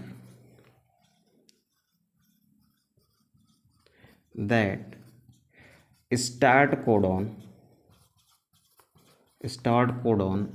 is on P site of smaller सब यूनिट, ठीक है। इतनी बात मैं लिख नहीं रहा हूँ, आप याद रखिएगा कि इसमें क्या होती है बेटा, एक पी साइट होती है और एक ए साइट होती है। ऐड करना है, यहाँ पर एक पॉइंट और ऐड कर लेना कि smaller subunit have two site. बेटा वैसे ये बात मुझे पहले लिखनी चाहिए थी, लेकिन मैं बाद में लिख दे रहा हूँ, आप इसको वैसे समझ भी लीजिएगा, लिखना है तो लिख भी लीजिएगा। Smaller subunit have two site, first one is its P site and second one is its A site. अब क्या हुआ, देखो बेटा, अब क्या हुआ, ये जो स्मॉलर सब यूनिट का पी साइट है ना, किसके सामने लग गया, ये लग गया यहाँ पर। तो इस वाले आरएनए को मैं डायग्राम नंबर डायग्राम का नाम दे देता हूँ ए का। अब यहाँ पर बनाते हैं स्टेप नंबर बी, यानी ये है दूसरा स्टेप। ये क्या है बेटा, mRNA है, इस पर क्या है ये, इस पर है ये AUG कोड। उसके बाद कौन सा कोड है बेटा, यहाँ पर है GGG, फिर C है, फिर यहाँ पर क्या है फिर U है, फिर क्या है बेटा C है, उसके बाद क्या है UGA जो एक तरीके का स्टॉप कोडॉन है। ठीक है, ये 5 प्राइम एंड और ये 3 प्राइम एंड। अब हुआ क्या है, हुआ ये है कि यहाँ पर कौन आके लग गया है, यहाँ पर आके लग गई है स्मॉलर सब यूनिट। कौन आके लग गया है ऐसे, यहाँ लग गई है स्मॉलर सब यूनिट। ये इसकी P साइट है बेटा, और ये इसकी कौन सी साइट है, A साइट है। अब देखो A साइट पर ये कोड है और P साइट पर ये कोड है। अब क्या होगा, अब जो चार्ज्ड टीआरएनए है, ऐसा टीआरएनए जिस पर इस AUG के उल्टे कोड मौजूद हैं और जिस पर मेथियोनिन, ये किसको कोड करता है, AUG कोड करता है मेथियोनिन को। तो यानी ऐसा टीआरएनए जो चार्ज्ड है किसके द्वारा, अमीनो एसिड कौन से, मेथियोनिन के द्वारा। यानी ऐसा टीआरएनए जिस पर क्या जुड़ा हुआ है, मेथियोनिन जुड़ा हुआ है, वो मेथियोनिन वाला टीआरएनए अब कहाँ आएगा, वो आके बाइंड करता है कहाँ पर, P साइट पर। ठीक है, तो अब क्या करेंगे बेटा, अब क्या करेंगे, आप ले आएंगे टीआरएनए को कहाँ पर, अब लेके आएंगे उसको यहाँ पर। देखो इस साइटोप्लाज्म में पहले क्या था, ऐसे inverted L shape charge tRNA था जिसमें क्या था, मेथियोनिन था। एंटी कोड क्या थे यहाँ पर A है, यहाँ पर UAC था। ठीक है, अब ये भी साइटोप्लाज्म में टहल रहा था, लेकिन इस यूनिट के जुड़ने के बाद अब ये कहाँ आएगा बेटा, ये P साइड पर आके जुड़ेगा। तो जैसे ही P साइड पर आएगा ये ऑटोमेटिकली इससे क्या होगा, अटैच हो जाएगा। तो अब क्या लिखते हैं बेटा, अब क्या लिखते हैं बेटा, charge tRNA with methionine, charge tRNA with methionine amino acid, with methionine amino acid attached on, charged tRNA with methionine amino acid attached on P site of smaller subunit। वो कहाँ ऐड किया बेटा, वो यहाँ पर आके ऐड किया। यानी अब क्या हुआ, ये भाई साहब यहाँ पर थे, ये अब चार्ज्ड थे किसके द्वारा, अमीनो एसिड के जुड़ने के कारण ये चार्ज्ड हो गए थे। अब यहाँ पर ये मेथियोनिन वाला, ये हम ET लिख दिया, यानी मेथियोनिन वाला और एंटी कोडॉन वाला, यहाँ पर A है तो यहाँ पर UAC। ठीक है, ये आके जुड़ गया। ठीक है, कहाँ पर आके जुड़ गया बेटा, ये आके जुड़ गया किस पर, ये आके जुड़ गया, इसको 40S इधर लिख देते हैं क्योंकि इधर एक डायग्राम और बनाना होगा। ठीक है, अब ये आके जुड़ गया कहाँ पर, P साइट पर। तो जब ये टीआरएनए P साइट पर आके जुड़ जाता है, अभी भी देखो बड़ी यूनिट तो आई नहीं है, अब क्या होगी, इसके जुड़ने के बाद बेटा यहाँ पर क्या होती है, लार्ज सब यूनिट अटैच होती है, किससे अटैच होती है, वो स्मॉलर सब यूनिट से। अब क्या होगी, यहाँ पर क्या होगी बेटा, लार्ज सब यूनिट, ऐसे क्या होगी, बड़ी सब यूनिट अटैच होती है। तो ये क्या है बेटा, ये ग्रीन वाली क्या है, लार्ज सब यूनिट है। ठीक है, तो आखिरी पॉइंट क्या लिख लेते हैं बेटा, आखिरी पॉइंट यहाँ पर लिख लेते हैं। ठीक है, now after attachment of, now after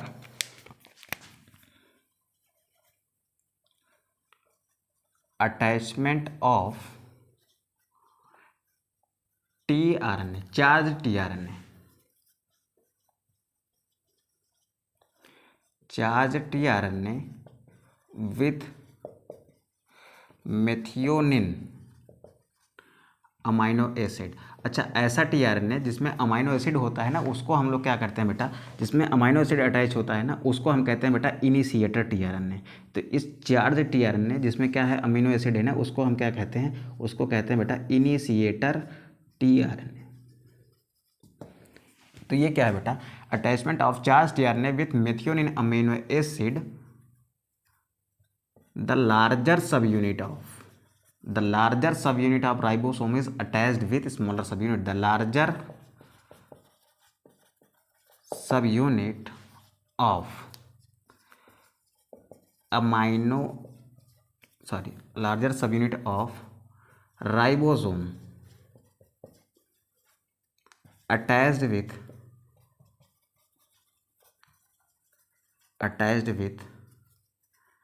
smaller सब यूनिट किसके साथ ऐड हो रही है बेटा, स्मॉलर सब यूनिट के साथ ऐड हो रही है। ठीक है, तो यहाँ पर प्रोसेस खत्म होती है कौन सी, इनिशिएशन की। इनिशिएशन में क्या हुआ, देखो होता क्या है, रिवाइज करते हैं। सबसे पहले क्या होता है कि मेरे पास जो राइबोसोम की स्मॉलर और लार्जर सब यूनिट होती है वो साइटोप्लाज्म में फ्रीली फ्लोट करती है। ठीक है, यानी वो एक दूसरे से जुड़ी नहीं रहती। अब जो स्मॉलर सब यूनिट होती है ना बेटा, उस पर ए साइट और पी साइट नाम की दो जगह होती हैं, किसमें, स्मॉलर सब यूनिट में।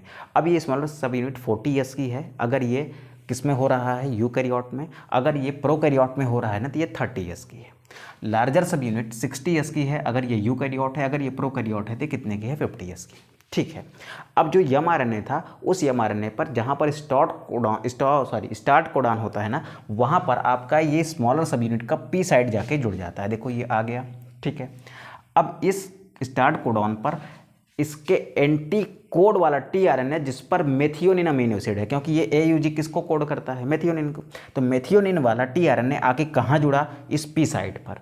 तो जैसे जुड़ गया ना, यहाँ पर क्या हो जाती है, इनिशिएशन की प्रोसेस समाप्त हो जाती है। कैसे, जैसे ये जुड़ता है बेटा उसी टाइम पर ये लार्जर सब यूनिट भी आके इस पर जुड़ जाती है और ये एक पूरा स्ट्रक्चर बनता है। जब ये प्रोसेस, ये पूरा का पूरा स्ट्रक्चर ऐसे बन जाता है ना, तो यहाँ पर कहते हैं बेटा इनिशिएशन स्टॉप हो गया है। तो ये डायग्राम नंबर ए था, इसको लिखते हैं बेटा डायग्राम नंबर बी। तो एलोंगेशन कहाँ से शुरू होगा, एलोंगेशन स्टार्ट होगा डायग्राम नंबर सी से, क्योंकि ए और बी कहाँ हो गए हैं, हमारे इनिशिएशन में हो गए हैं। तो डायग्राम नंबर जो सी आएगा, इस तरीके का डायग्राम नंबर जो सी आएगा ना, वो किसका पार्ट होगा, that is the part of elongation.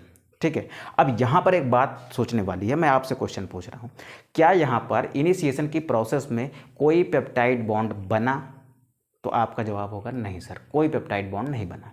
क्यों नहीं बना बेटा? क्योंकि पेप्टाइड बॉन्ड बनने के लिए आपके पास कम से कम 2 अमाइनो एसिड चाहिए, ताकि एक अमाइनो एसिड का कौन सा ग्रुप, एक अमाइनो एसिड का COOH ग्रुप दूसरे अमाइनो एसिड के किससे बेटा, NH2 ग्रुप से इंटरेक्ट करके एक पेप्टाइड बॉन्ड बना सके। तो कम से कम 2 अमाइनो एसिड चाहिए। तो यहाँ पर तो 2 अमाइनो एसिड है ही नहीं है, कितने हैं, एक है। तो यहाँ पर याद रखिएगा बेटा, this is the most important line, that in process of initiation no peptide bond is formed.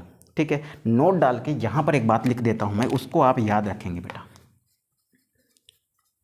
that no peptide bond is formed in the process of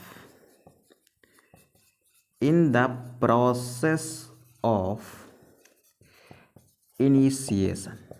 ठीक है बेटा, तो एंडिंग करते हैं किस प्रोसेस की, प्रोसेस की एंडिंग करते हैं इनिशिएशन की। आप इसका फटाक से स्क्रीनशॉट करेंगे, देन हम लोग आगे बढ़ेंगे और कौन सी प्रोसेस सीखेंगे बेटा, एलोंगेशन को। कंप्लीट सीखने वाले हैं, अच्छे से सीखने वाले, टाइम लग रहा है लगने दो यार, कोई दिक्कत नहीं है। ठीक है, सर पढ़ा रहे हैं, हम पढ़ रहे हैं। ठीक है, तो चलिए बेटा फटाक से स्क्रीनशॉट करिए, देन आगे बढ़ जाते हैं। चलो बेटा इसको रफ करते हैं, फिर चलते हैं एलोंगेशन। ठीक, लेक्चर 1 घंटे से ऊपर का हो चुका है, बट कोई बात नहीं। हमारा उद्देश्य क्या है, हमारा उद्देश्य केवल और केवल कॉन्सेप्ट सीखना है। ठीक है, चलिए स्टार्ट करते हैं बेटा किसको, एलोंगेशन को।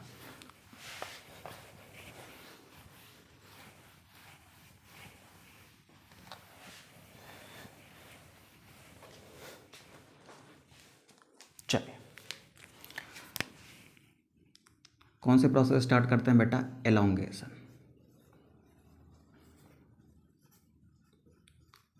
ठीक है, चलो अब पहले याद करो अपना बी वाला डायग्राम जो अभी जस्ट पहले बनाया था, एक बार ड्रॉ करता हूँ मैं, क्योंकि ये डायग्राम ऐसे हैं बेटा ना, बार बार ड्रा करने पड़ेंगे मुझे। तो सबसे पहले क्या था, सबसे पहले मेरे पास था AUG, फिर क्या था मेरे पास, फिर मेरे पास था GGC, फिर क्या था मेरे पास, फिर मेरे पास था U, फिर मेरे पास क्या था, आई थिंक C था, फिर UGA था। ठीक है, ये 3 प्राइम, ये 5 प्राइम। अब यहाँ पर क्या हो रखा था, हो ये रखा था सर कि यहाँ पर स्मॉलर सब यूनिट जुड़ी हुई थी नीचे की ओर। ठीक है, यहाँ पर क्या है, ये स्मॉलर सब यूनिट है किसकी, राइबोसोम की। ठीक, इसकी पी साइड थी, पी साइड पर AUG था और इसकी A साइड पर ये वाला था। ठीक है, अब क्या हो रखा था, और हो ये रखा था सर कि AUG का एंटी कोड वाला tRNA 3 प्राइम एंड पर मेथियोनिन के साथ में, किसके साथ में, मेथियोनिन के साथ में जुड़ा हुआ था, किससे जुड़ा हुआ था, हमारे पहले कोड से। अब यहाँ पर क्या है बेटा, यहाँ पर ये 5 प्राइम एंड है, ये 3 प्राइम एंड है, 3 प्राइम एंड पर क्या है, मेथियोनिन जुड़ा हुआ है। अब क्या होगा बेटा, ये सारी प्रोसेस अभी साइटोप्लाज्म में है। और एक चीज़ और बेटा, यहाँ पर क्या है, एक लार्ज सब यूनिट किसकी, राइबोसोम की यहाँ जुड़ी हुई है। ठीक है, ऐसे है बेटा।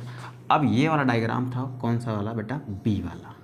अब हम लोग चलते हैं डायग्राम नंबर सी की तरफ, जहाँ से एलोंगेशन की प्रोसेस स्टार्ट होती है।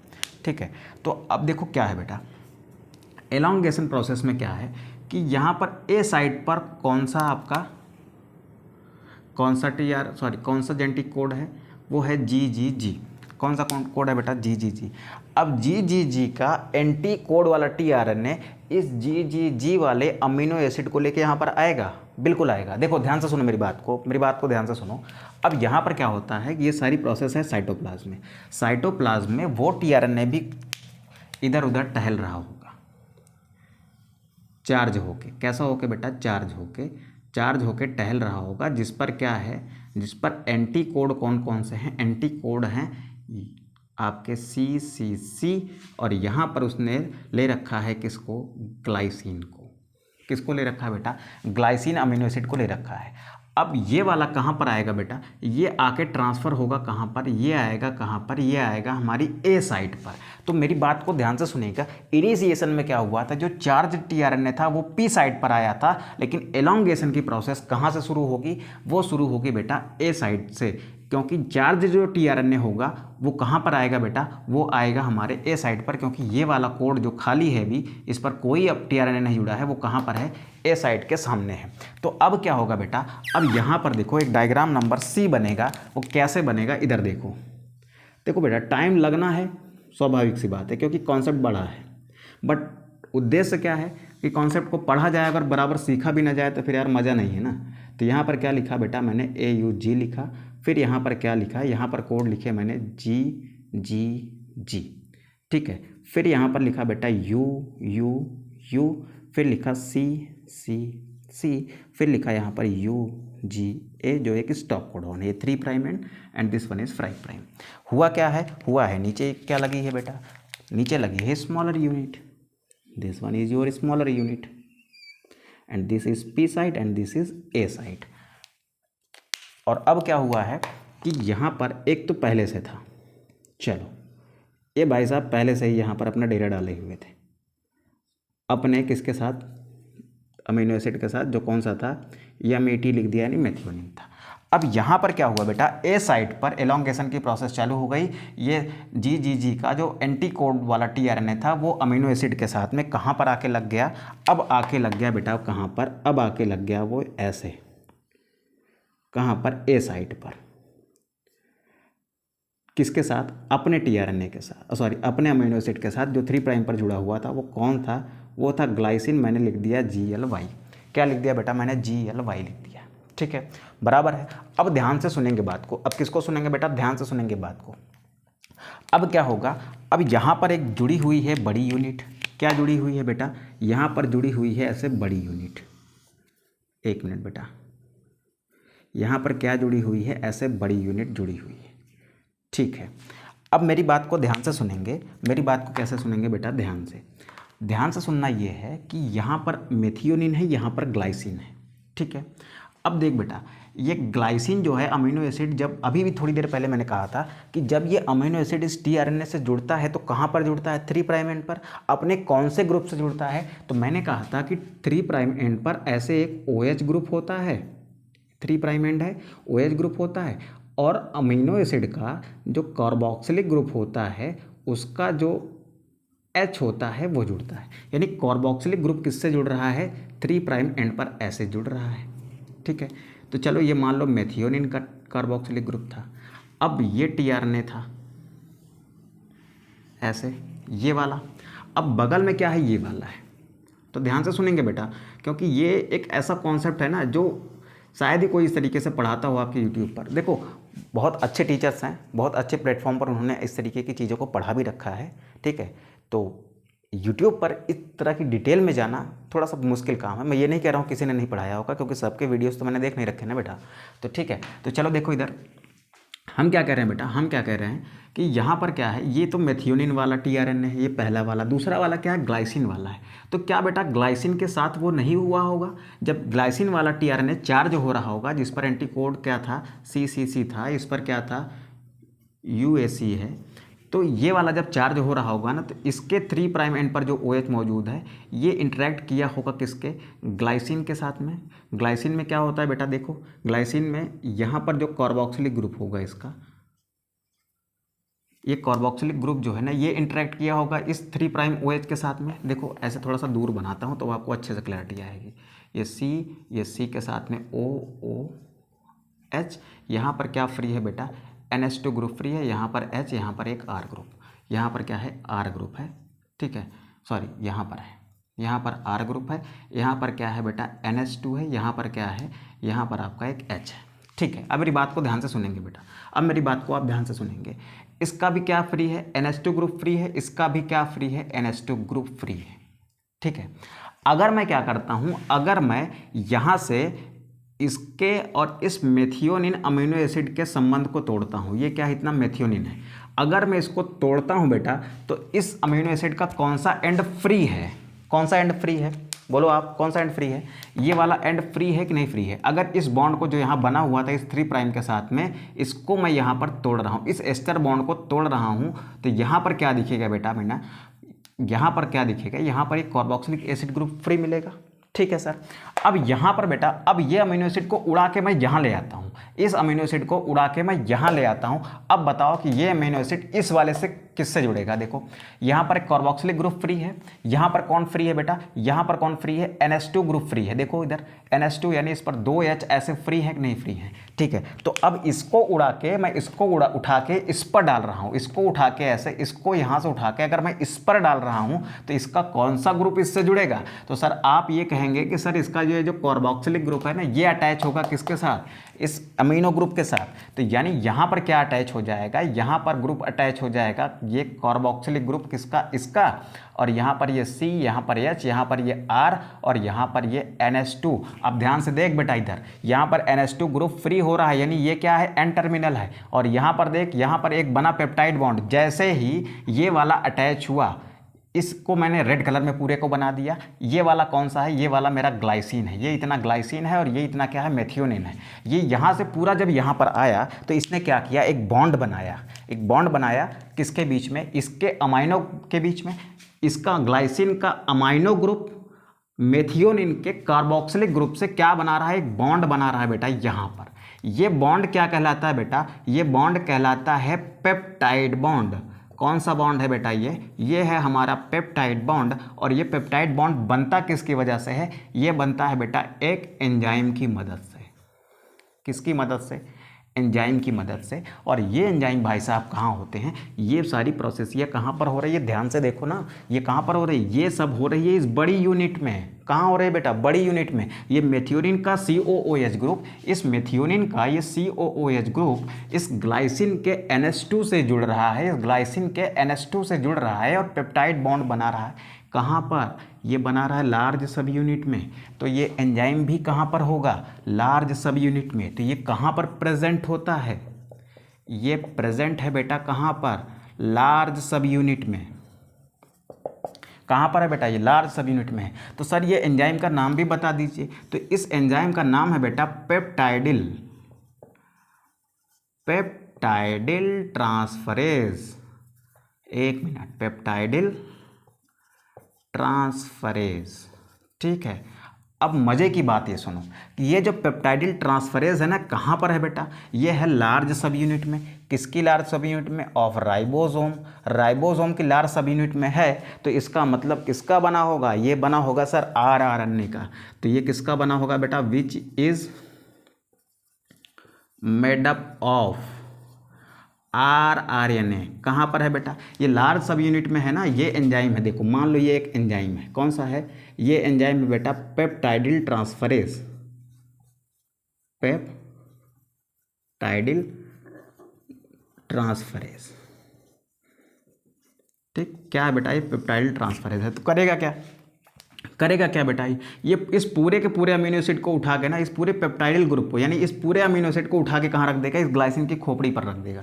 यानी इस अमीनो एसिड को उठा के या मेथियोनिन को उठा के इसके कार्बोक्सिलिक ग्रुप को इस वाले के आगे वाले के किससे जोड़ देता है बेटा, आगे वाले का देखो क्या फ्री है, NH2 ग्रुप फ्री है ना, तो किससे जोड़ देगा, ये जोड़ देगा किससे बेटा, ये जोड़ देगा किसके, ग्लाइसिन से। ठीक है, तो ये क्या करता है बेटा, किसका बना होता है, पेप्टाइडिल ट्रांसफरेज, ये एंजाइम बना होता है किसका बेटा, rRNA का। किसका बना है बेटा, rRNA का। अब सवाल ये है कि सर कि अगर ये प्रोकैरियोटिक का है, अगर किसका है बेटा, ये है प्रोकैरियोटिक का, ध्यान से सुनेंगे बेटा, अगर ये किसका है, ये लार्ज सब यूनिट किसकी है, प्रोकैरियोट की है, तब ये rRNA कौन सा होगा, तब वो होगा बेटा ये 23S rRNA। किसका बना होगा, 23S का। और अगर ये बेटा किसका है, अगर ये लार्ज यूनिट किसकी है, यूकैरियोट्स की है, तब ये किसका बना होगा बेटा, तब ये 23 के बजाय किसका बना होगा, 28S rRNA का। तो पेप्टाइडिल ट्रांसफरेज क्या है, एक तरीके का rRNA है, यानी rRNA से बना हुआ एंजाइम है, तो इसको हम राइबोजाइम भी तो कह सकते हैं। It is a kind of ribozyme. Ribozyme क्या है बेटा, ऐसे एंजाइम जो किसके बने होते हैं बेटा, rRNA के बने होते हैं, और किसका काम करते हैं, कैटालिसिस का काम करते हैं, कैटलिस्ट का काम करते हैं ना, तो उनको आप क्या कहते हो, उनको आप कहते हो राइबोजाइम। ठीक है, अब ध्यान से सुनेंगे बेटा, rRNA के बने हैं, पेप्टाइडिल ट्रांसफरेज नाम है क्या बेटा, राइबोजाइम है। अगर प्रोकैरियोट का है तो 23S होगा, अगर यूकैरियोट का है तो कैसा होगा बेटा, 28S होगा। तो इतनी बात समझ आई बेटा। अब क्या होगा, अब चलेंगे हम लोग तीसरे स्टेप में, जहाँ पर इस पर आएगा tRNA। तो इसको बेटा स्क्रीनशॉट करना है तो फटाक से कर, नहीं तो इसको मैं रफ करता हूँ, फिर आगे चलते हैं। ठीक है, यहाँ पर लिख ही दिया है मैंने शॉर्ट में कि क्या चीज़ें हैं। ठीक, अब फटाक से इसका स्क्रीनशॉट करो इतने का, फिर इसको भी अच्छा ले लो, तो फिर हम लोग आगे बढ़ते हैं। इसको मैं छोड़ दूंगा थोड़ा सा अभी, आप याद रखिएगा कि ये दोनों क्या कर गए हैं बेटा, अटैच हो गए हैं। तो देखो हुआ क्या है, यहाँ पर ये मेथियोनिन यहाँ ट्रांसफ़र हो गया है। अब इसने क्या किया, इसने इसको छोड़ दिया है, इसने इसको छोड़ दिया है, और ये देखो इसने इसको छोड़ दिया है और आगे किस पे अटैच हो गया, ग्लाइसिन पर। ठीक है, तो ये मेथियोनिन यहाँ से निकल कर किस पर आ गया है, अब ये आके अटैच हो गया है किस पर, अटैच हो गया है किस पर, ग्लाइसिन के साथ में, किसके थ्रू, पेप्टाइड बॉन्ड के थ्रू। ठीक है, तो अब चलेंगे, ये था बेटा डायग्राम नंबर B, तो ये था डायग्राम नंबर C। अब चलेंगे डायग्राम नंबर D में। तब तक के लिए बेटा आप इसको फटाक से स्क्रीनशॉट करें, तो फिर हम लोग आगे बढ़ जाते हैं। चल बेटा इसको रफ करते हैं। ठीक है, अब इसको करते हैं रफ।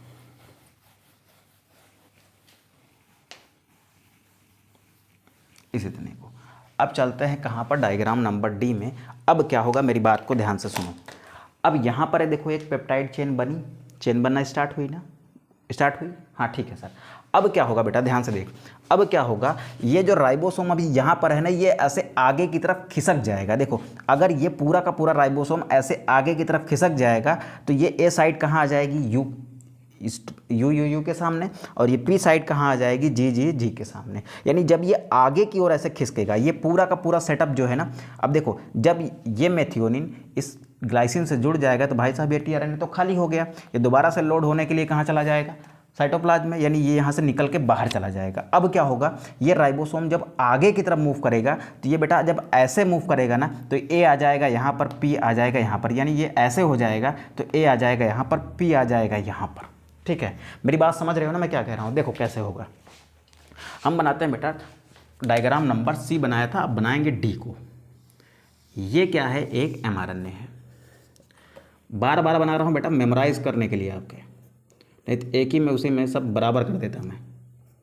यहाँ पर क्या है, जी है, फिर क्या है बेटा, यू है, देन सी है, देन क्या है, UGA है।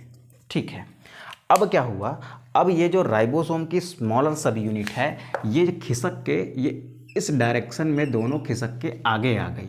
आगे आने का मतलब है ये कुछ ऐसे आ गई बेटा, ऐसे आ गई। अब यहाँ पर P है, यहाँ पर A है। अब A साइड क्या हो गई, खाली हो गई। किसकी, आपके इस स्मॉलर यूनिट की। कैसे, क्योंकि ये वाला हिस्सा जो अभी A पर था, अब जब ये खिसक के आगे आएगी तो ये हिस्सा कहाँ चला जाएगा, P पर। तो देखो क्या हुआ है बेटा, देखो क्या हुआ है, यहाँ पर ये वाला जो है ये ऐसे tRNA ऐड हुआ है।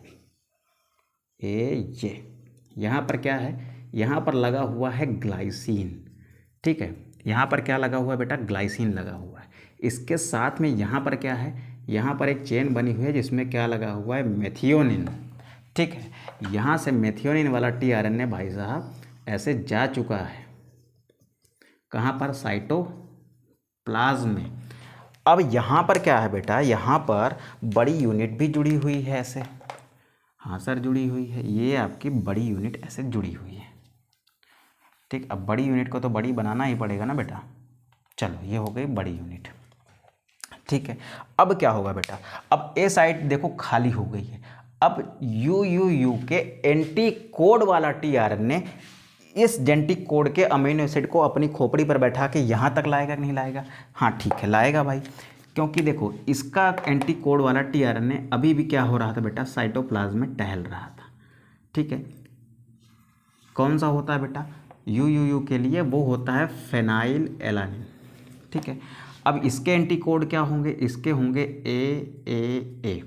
अब ये वाला कहाँ ट्रांसफ़र होके आएगा बेटा, वो ट्रांसफ़र होके आया यहाँ पर। कहाँ ट्रांसफ़र होके आया, यहाँ पर। अब आके ऐसे अटैच हो गया। चलो आके क्या हुआ बेटा, अटैच हो गया।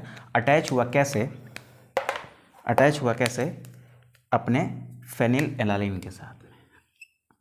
PHE लिख देता हूँ, इसका मतलब फेनाइल एलानिन हो गया। ठीक है, अब क्या होगा बेटा, अब होगा वही जो यहाँ पर हुआ था। ये यहाँ से टूटेगा अपने कार्बोक्सिलिक एसिड के साथ में।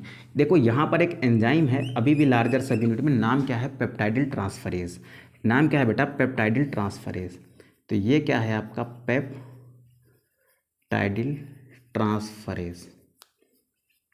अब यहाँ पर एक पेप्टाइड चेन बनी हुई एक ना, देखो ये एक पेप्टाइड बॉन्ड है, ये क्या है, ये आपका पेप्टाइड बॉन्ड, एक छोटी सी चेन बनी है ना। ये एंजाइम क्या करता है ना बेटा, पूरी की पूरी चेन को, जो यहाँ पर चेन बनी है ना, उसको उठा के यहाँ पर ऐड कर देगा। देख बेटा होगा क्या, यहाँ पर जो चेन बनी हुई है ना, यहाँ पर जो चेन बनी हुई है ना, इस पूरी की पूरी चेन को यहाँ पर ट्रांसफ़र कर देगा। अब हर चार्ज RNA की क्या खास बात होती है, हर चार्ज RNA की खास बात ये होती है कि उसके जो 3 प्राइम एंड पर इसका कार्बोक्सिलिक ग्रुप जुड़ा रहता है बेटा। कार्बोक्सिलिक ग्रुप क्या होता है, जुड़ा रहता है ऐसे। एक मिनट ऐसे बनाता हूँ मैं, ऐसे। और उसका NH2 ग्रुप क्या होता है, फ्री होता है। हर चार्ज RNA जो यहाँ पर आएगा ए साइड पर, उसका NH2 ग्रुप फ्री होगा। अब यहाँ पर देख बेटा, यहाँ पर इस CCC वाले पर, यहाँ पर क्या है, CCC, इस tRNA पर ये कार्बोक्सिलिक ग्रुप किससे जुड़ा था, 3 प्राइम से। तो यहाँ से जब ये टूटेगा तो कौन सा ग्रुप फ्री होगा, ये कार्बोक्सिलिक वाला फ्री होगा ना। तो ये क्या करेगा, इस वाले अमीनो एसिड के NH2 ग्रुप पर जाएगा। तो ये यहाँ से कार्बोक्सिलिक ग्रुप जो टूटा है वो यहाँ पर आके NH2 ग्रुप से जुड़ेगा, और ये पूरी की पूरी चेन, 2 अमीनो एसिड की जो चेन है ना, वो आगे ट्रांसफ़र हो जाएगी पूरी किस पर, इस पर। क्योंकि ये एंजाइम ही ऐसा है, ये क्या करता है, पूरी चेन को वही उठा के इसके खोपड़ी पर रख देगा। एक अमीनो एसिड ट्रांसफ़र नहीं करेगा, ये पूरी की पूरी चेन को यहाँ पर उठा के रख देगा और क्या बना देगा, एक पेप्टाइड बॉन्ड। तो यानी पेप्टाइडिल ट्रांसफरेज किस में हेल्प कर रहा है बेटा, ये बना रहा है क्या, पेप्टाइड बॉन्ड बना रहा है बेटा। क्या बना रहा है, ये पेप्टाइड बॉन्ड बना रहा है। ठीक है, तो चलो देखते हैं बेटा आगे। अब क्या होगा, अब चलते हैं, ये तो था डायग्राम नंबर C, ये था डायग्राम नंबर D। अब डायग्राम नंबर E में चलते हैं।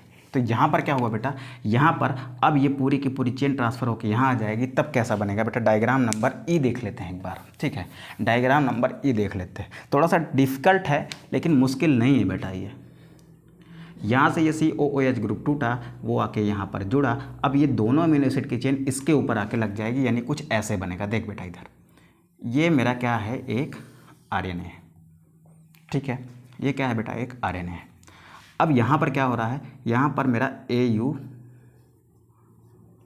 है, यहाँ पर क्या है, यहाँ पर मेरा GG है, यहाँ पर क्या है बेटा, यहाँ पर है U, यहाँ पर है C, फिर C, यहाँ पर है UGA, यानी ये स्टॉप कोडॉन है। ठीक है। अब हो क्या रखा है, AUG अलग हो गया है। अब देखो क्या होगा, अब क्या होगा, यहाँ से ये वाला जो है ये तो खाली हो गए भाई साहब। ये tRNA ने अपनी पूरी चेन उठा के किस पर रख दी है, इस पर। ये पूरी की पूरी चेन इस पर ट्रांसफर हो जाएगी तो ये तो खाली हो जाएगा ना। तो यानी ये C वाला क्या हो गया, खाली हो गया है। ठीक है, ये tRNA क्या हो गया, खाली हो गया। अब UUU वाला देखो, अब UUU वाले पर क्या हो रखा है, ये आपका UUU वाला है ऐसे। यहाँ पर क्या हो गया है, यहाँ पर आपके पास था फेनाइल एलानिन एक अमीनो एसिड, ये रेड कलर वाला। ठीक है, इसको अच्छा रेड में ही बना लेते हैं, नहीं नाराज हो जाओगे यार आप लोग। ये उसके बाद क्या है, ये पूरी की पूरी चेन ट्रांसफ़र हुई है ना। तो ये ग्लाइसिन का अगर कार्बोक्सिलिक एसिड ग्रुप टूटा है तो ये इसके NH2 से रिएक्ट करेगा। तो ये यहाँ पर जुड़ गया कौन सा, यहाँ पर जुड़ा बेटा ग्लाइसिन। उसके बाद इससे क्या जुड़ा हुआ है, मेथियोनिन।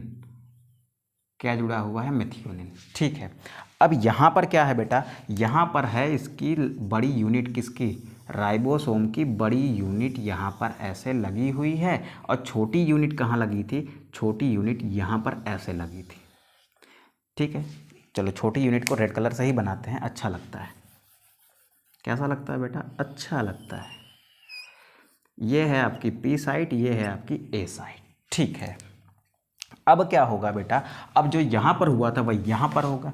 ये वाली साइड इधर खिसकेगी, ये वाली साइड इधर खिसकेगी। ये डायग्राम नंबर D था, इसको बना लिया E।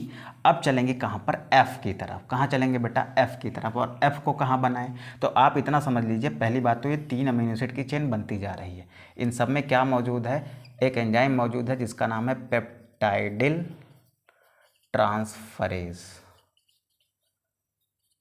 ठीक है, एलोंगेशन प्रोसेस में हो कुछ नहीं रहा है। यहाँ से अगर आप देखते हो तो क्या हो रहा है, देखो ये वाला अमीनो एसिड आया जिसने ग्लाइसिन को ले रखा था, वो आया था किस पर, A साइट पर। ठीक है, उसके बाद फिर अगला अमीनो एसिड आया जिसने फेनाइल एलानिन को ले रखा था, वो कहाँ पर आया, वो भी आया कहाँ पर, A साइट पर। अब जब ये राइबोसोम खिसक के इधर आएगा तो ये A साइट इसके सामने आ जाएगी, P साइट इसके सामने आ जाएगी। तो जो नया अमीनो एसिड आएगा ना, वो भी कहाँ पर आएगा, वो आएगा इस A साइट पर। तो यानी एलोंगेशन में क्या हो रहा है, इन एलोंगेशन यहाँ पर लिख लेते हैं। इन एलोंगेशन सिर्फ एक लाइन लिखना है बेटा, in elongation, in elongation charged tRNA comes on A site and amino acids are joined together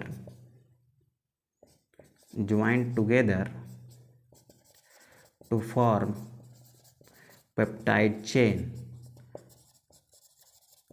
new amino acid कहाँ आ रहा है बेटा, ए साइड पर आ रहा है, और नई चेन क्या होती जा रही है बेटा, ऐसे बनती जा रही है। ठीक है, तो ये हो गई बात बेटा किसकी, ये हो गई बात अभी कहाँ तक की, यहाँ तक की।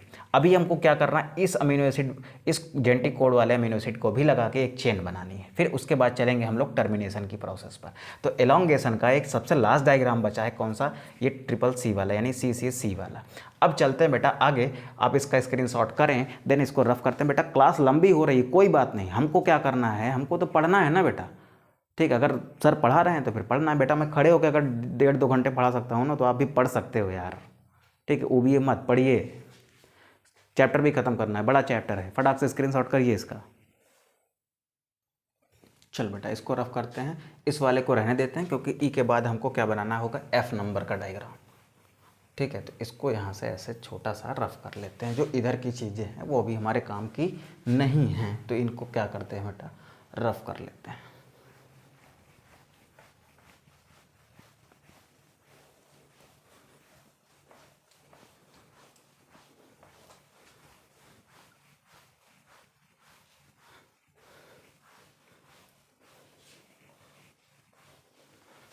चल बेटा, अब यहाँ पर क्या हुआ है, ये हमारा डायग्राम नंबर ई है।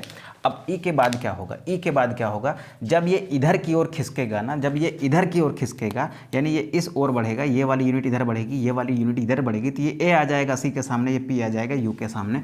देन क्या होगा बेटा, देन क्या होगा, हमको मिलेगा डायग्राम नंबर ई के बाद एफ।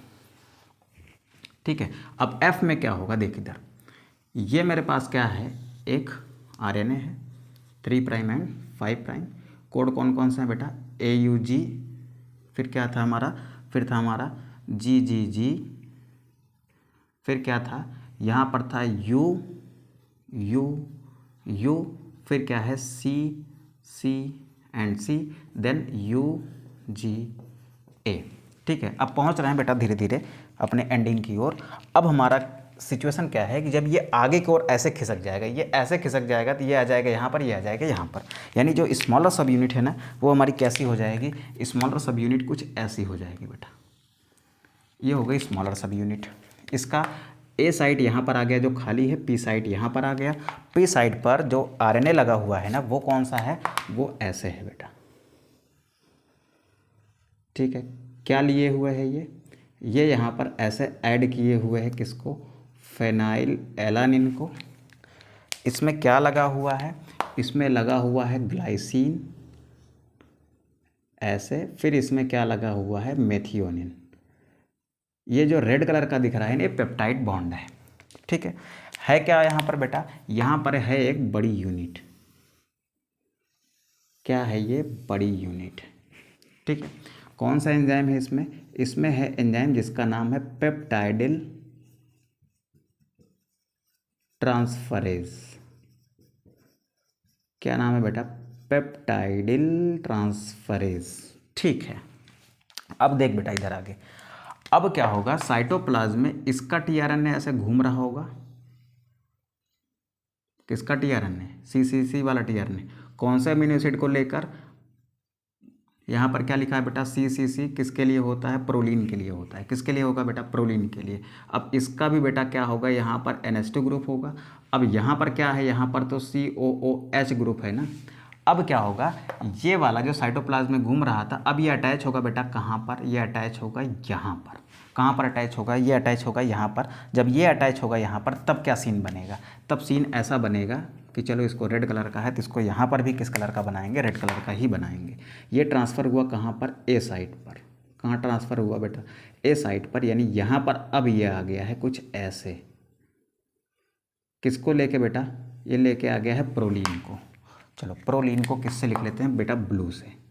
इसका क्या फ्री है बेटा, NH2 ग्रुप फ्री है। इसका क्या फ्री होगा यहाँ पर, COOH ग्रुप। इसका NH2 इसमें शामिल है, इसका COOH इधर शामिल है, इसका NH2 इधर शामिल है।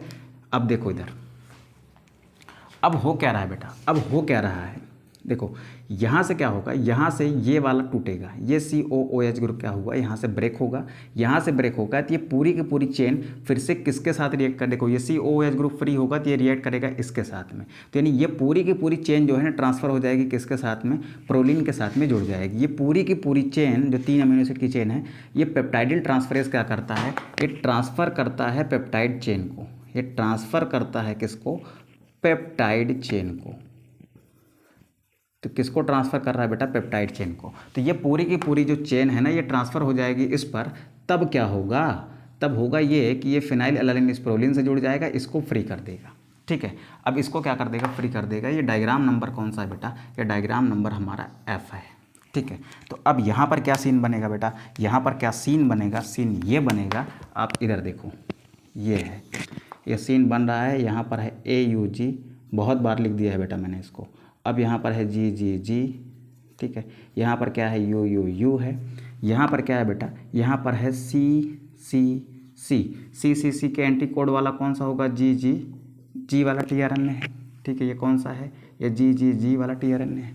यहाँ पर क्या जुड़ा हुआ है बेटा, यहाँ पर क्या जुड़ा हुआ है, यहाँ पर जुड़ा हुआ है GGG वाला टीआरएनए। अपनी खोपड़ी पर किसको बैठाए हुए, अपनी खोपड़ी पर बैठाए हुए किसको, प्रोलीन को। और प्रोलीन से क्या जुड़ा हुआ है, प्रोनील से। अब ये चेंज जब ट्रांसफ़र होगी तो प्रोलीन से क्या जुड़ जाएगा, ये वाला फिनाइल एलानिन। ये फिनाइल एलानिन जुड़ा है, इससे फिर क्या जुड़ा है बेटा, ग्लाइसिन जुड़ा है, फिर इससे क्या जुड़ा है बेटा, इससे मेथियोनिन जुड़ा है। 4 अमीनो एसिड की एक पॉलीपेप्टाइड चेन बन गई। अब यहाँ पर क्या है बेटा, यहाँ पर क्या है, यहाँ पर हमारी ये बड़ी यूनिट है ऐसे, ये क्या है, बड़ी यूनिट लगी हुई है। नीचे क्या लगी हुई है बेटा, नीचे लगी हुई है छोटी सब यूनिट। ठीक है, यहाँ पर कौन सी साइट है, P साइट है, यहाँ पर A साइट है। इसका टीआरएनए इसको ऐसे छोड़ चुका है, किसको, फेनाइल एलानिन को छोड़ चुका है। ठीक है, अब कहाँ फ्री हो जाएगा बेटा, ये फ्री हो जाता है कहाँ पर, ये फ्री हो जाता है कहाँ पर, फ्री इन साइटोप्लाज्म, दोबारा चार्ज होने के लिए फिर से क्या हो गया, फ्री हो गया कहाँ पर, साइटोप्लाज्म में। अब ध्यान से देख बेटा, इधर ध्यान से देख, इधर मैं कहने की क्या कोशिश कर रहा हूँ, यहाँ पर अब एक कोड है जिसका नाम है UGA। ये क्या है बेटा, स्टॉप कोडॉन है। क्या है, स्टॉप कोडॉन है। ये F था, इसको बना लो FG। अब चलते हैं हम लोग H की तरफ। कहाँ चलेंगे बेटा, H की तरफ। जब ये चेन बन जाएगी, अब ये क्या होगा, ये राइबोसोम इधर खिसकेगा, ये वाला राइबोसोम भी इधर खिसकेगा। तो जब ये इधर खिसकेगा तो ये ए साइड किसके सामने आ जाएगी, इसके सामने, स्टॉप कोडॉन के सामने आ जाएगी। तो देखो क्या होगा बेटा, देखो क्या होगा, यहाँ पर बनाना बहुत ज़रूरी है। ठीक है, हम लोग बनाने की कोशिश करते हैं, एकदम लास्ट में पहुँच चुके हैं। अब हम लोग पढ़ने वाले हैं किसको, टर्मिनेशन को। तो यहाँ पर एक आखिरी डायग्राम बनाते हैं, ये ऐसे, यहाँ पर ये हो गया AUG, फिर क्या था GGG, फिर UUU, फिर क्या था CCCUGA।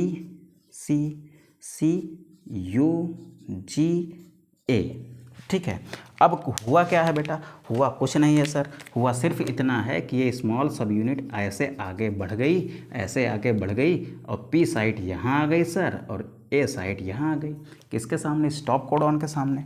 ठीक है, अब बड़ी वाली साइट पर क्या होगा, बड़ी वाली राइबोसोम यूनिट में क्या क्या है वो देख लेते हैं।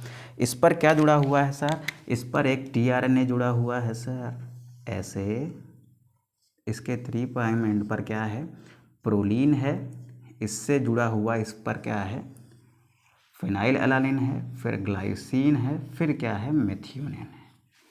ठीक है, नाम लिख लेते हैं। ठीक है, नाम लिख लेते हैं बेटा इसका। यहाँ पर क्या है, ये प्रोलीन था, ये क्या होगा, ये आपका फेनाइल एलानिन होगा, ये आपका ग्लाइसिन होगा, ये आपका मेथियोनिन होगा। अब ध्यान से सुनेंगे बेटा, यहाँ पर क्या है, यहाँ पर ये है ऐसे लार्ज यूनिट। ठीक है, अब सीन कुछ ऐसा बन गया, ये G था, ये कौन सा डायग्राम है, ये डायग्राम है H। अब बेटा इसको थोड़ा सा स्क्रीनशॉट कर लीजिए, इतना पूरा, ये E, फिर F, ये वाला क्या है, F है, फिर G है, फिर ये H है। अब इसके बाद कुछ नहीं करेंगे, इसके बाद सिर्फ इसको अलग कर देंगे और कुछ नहीं करेंगे। तो अब इसको फटाक से आप क्या करिए, स्क्रीनशॉट करिए, फिर यहाँ पर हेडिंग डालिए टर्मिनेशन, और टर्मिनेशन में क्या होगा वो सीखेंगे। तो फटाक से स्क्रीनशॉट करें, देन इसको मैं रफ करता हूँ। ठीक है, बाकी सबको बना रहने देंगे, इसको रफ कर देते हैं। ठीक, अब चलते हैं बेटा लास्ट स्टेप में। क्या करेंगे बेटा लास्ट स्टेप में, लास्ट स्टेप क्या है हमारा, टर्मिनेशन। टर्मिनेशन सर कब होगा, कब होगा, टर्मिनेशन कब होगा, जब स्मॉलर सब यूनिट की कौन सी साइट, ए साइट किसके सामने आ जाएगी, स्टॉप कोडॉन के सामने। ठीक है, व्हेन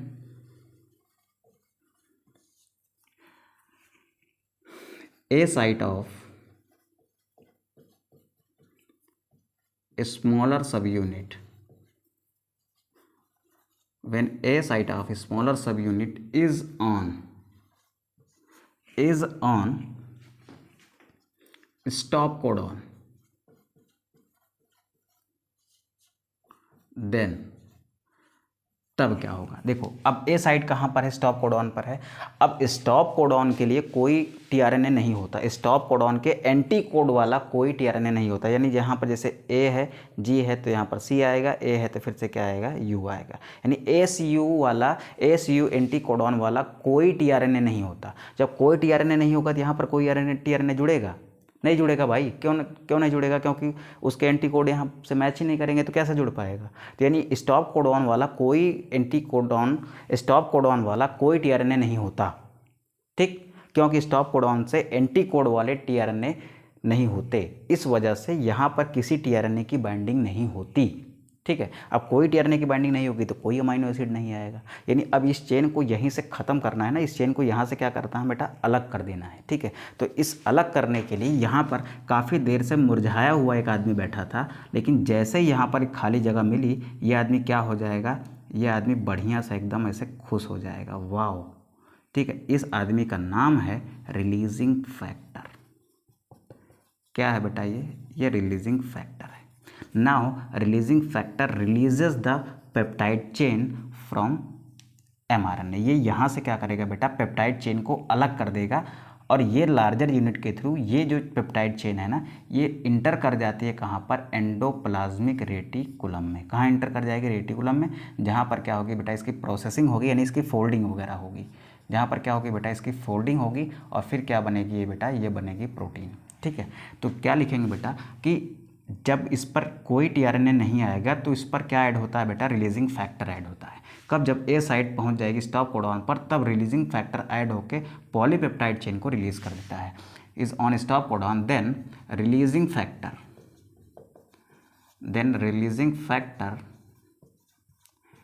एडेड एंड रिलीज, और रिलीज करता है किसको बेटा, एंड रिलीज पॉलीपेप्टाइड चेन, और पॉलीपेप्टाइड चेन को क्या करेगा बेटा, रिलीज कर देगा। ठीक है, अब ध्यान से सुनिएगा क्यों रिलीज कर देगा बेटा, क्योंकि because no tRNA is present in cytoplasm, no tRNA for stop codon is present in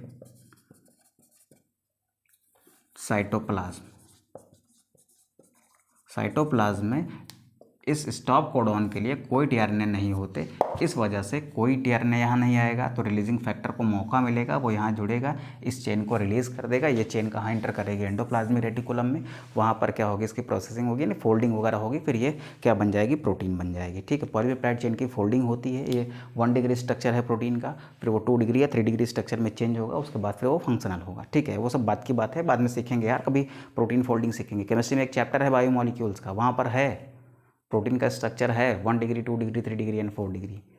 ठीक है, तो वहाँ पर आप प्रॉपर्ली उसको पढ़ लीजिएगा, केमिस्ट्री वाला सर से नहीं में होगा तो हम कभी बायोमॉलिक्यूल्स पढ़ाएंगे तो वहाँ पर देखेंगे क्या होता है। ठीक है, तो बेटा आज की क्लास तो बहुत ज़्यादा लंबी हो गई, अगर आप लास्ट तक आए हो ना तो आपको बहुत बहुत धन्यवाद। ठीक है, क्योंकि आपने मेरी मेहनत को साकार किया है बेटा। ठीक है, तो कॉन्सेप्ट ये था कि हमें ट्रांसलेशन सिखाना है, बहुत डिटेल में सिखाना है, बहुत अच्छे से सिखाना है, हमने आपको सिखाया। ठीक है, तो चलिए इसी उम्मीद के साथ कि सेशन आपको बहुत पसंद आया होगा बेटा। मिलते हैं नेक्स्ट लेक्चर में हम लोग एक अच्छे कॉन्सेप्ट के साथ, जहाँ पर हम लोग सीखने वाले हैं क्या, रेगुलेशन ऑफ जीन एक्सप्रेशन। ठीक है, जीन एक्सप्रेशन का रेगुलेशन सीखेंगे, फिर हम लोग उसी में लैक ऑपेरॉन का कॉन्सेप्ट सीखेंगे। वो क्लास भी ऐसे 1.5-2 घंटे की लंबी कर लेंगे, क्या ही जाता है यार, कर लेंगे, क्या दिक्कत है। ठीक है, तो फिर इसी तरीके से करके ये चैप्टर खत्म करते हैं 2 लेक्चर में।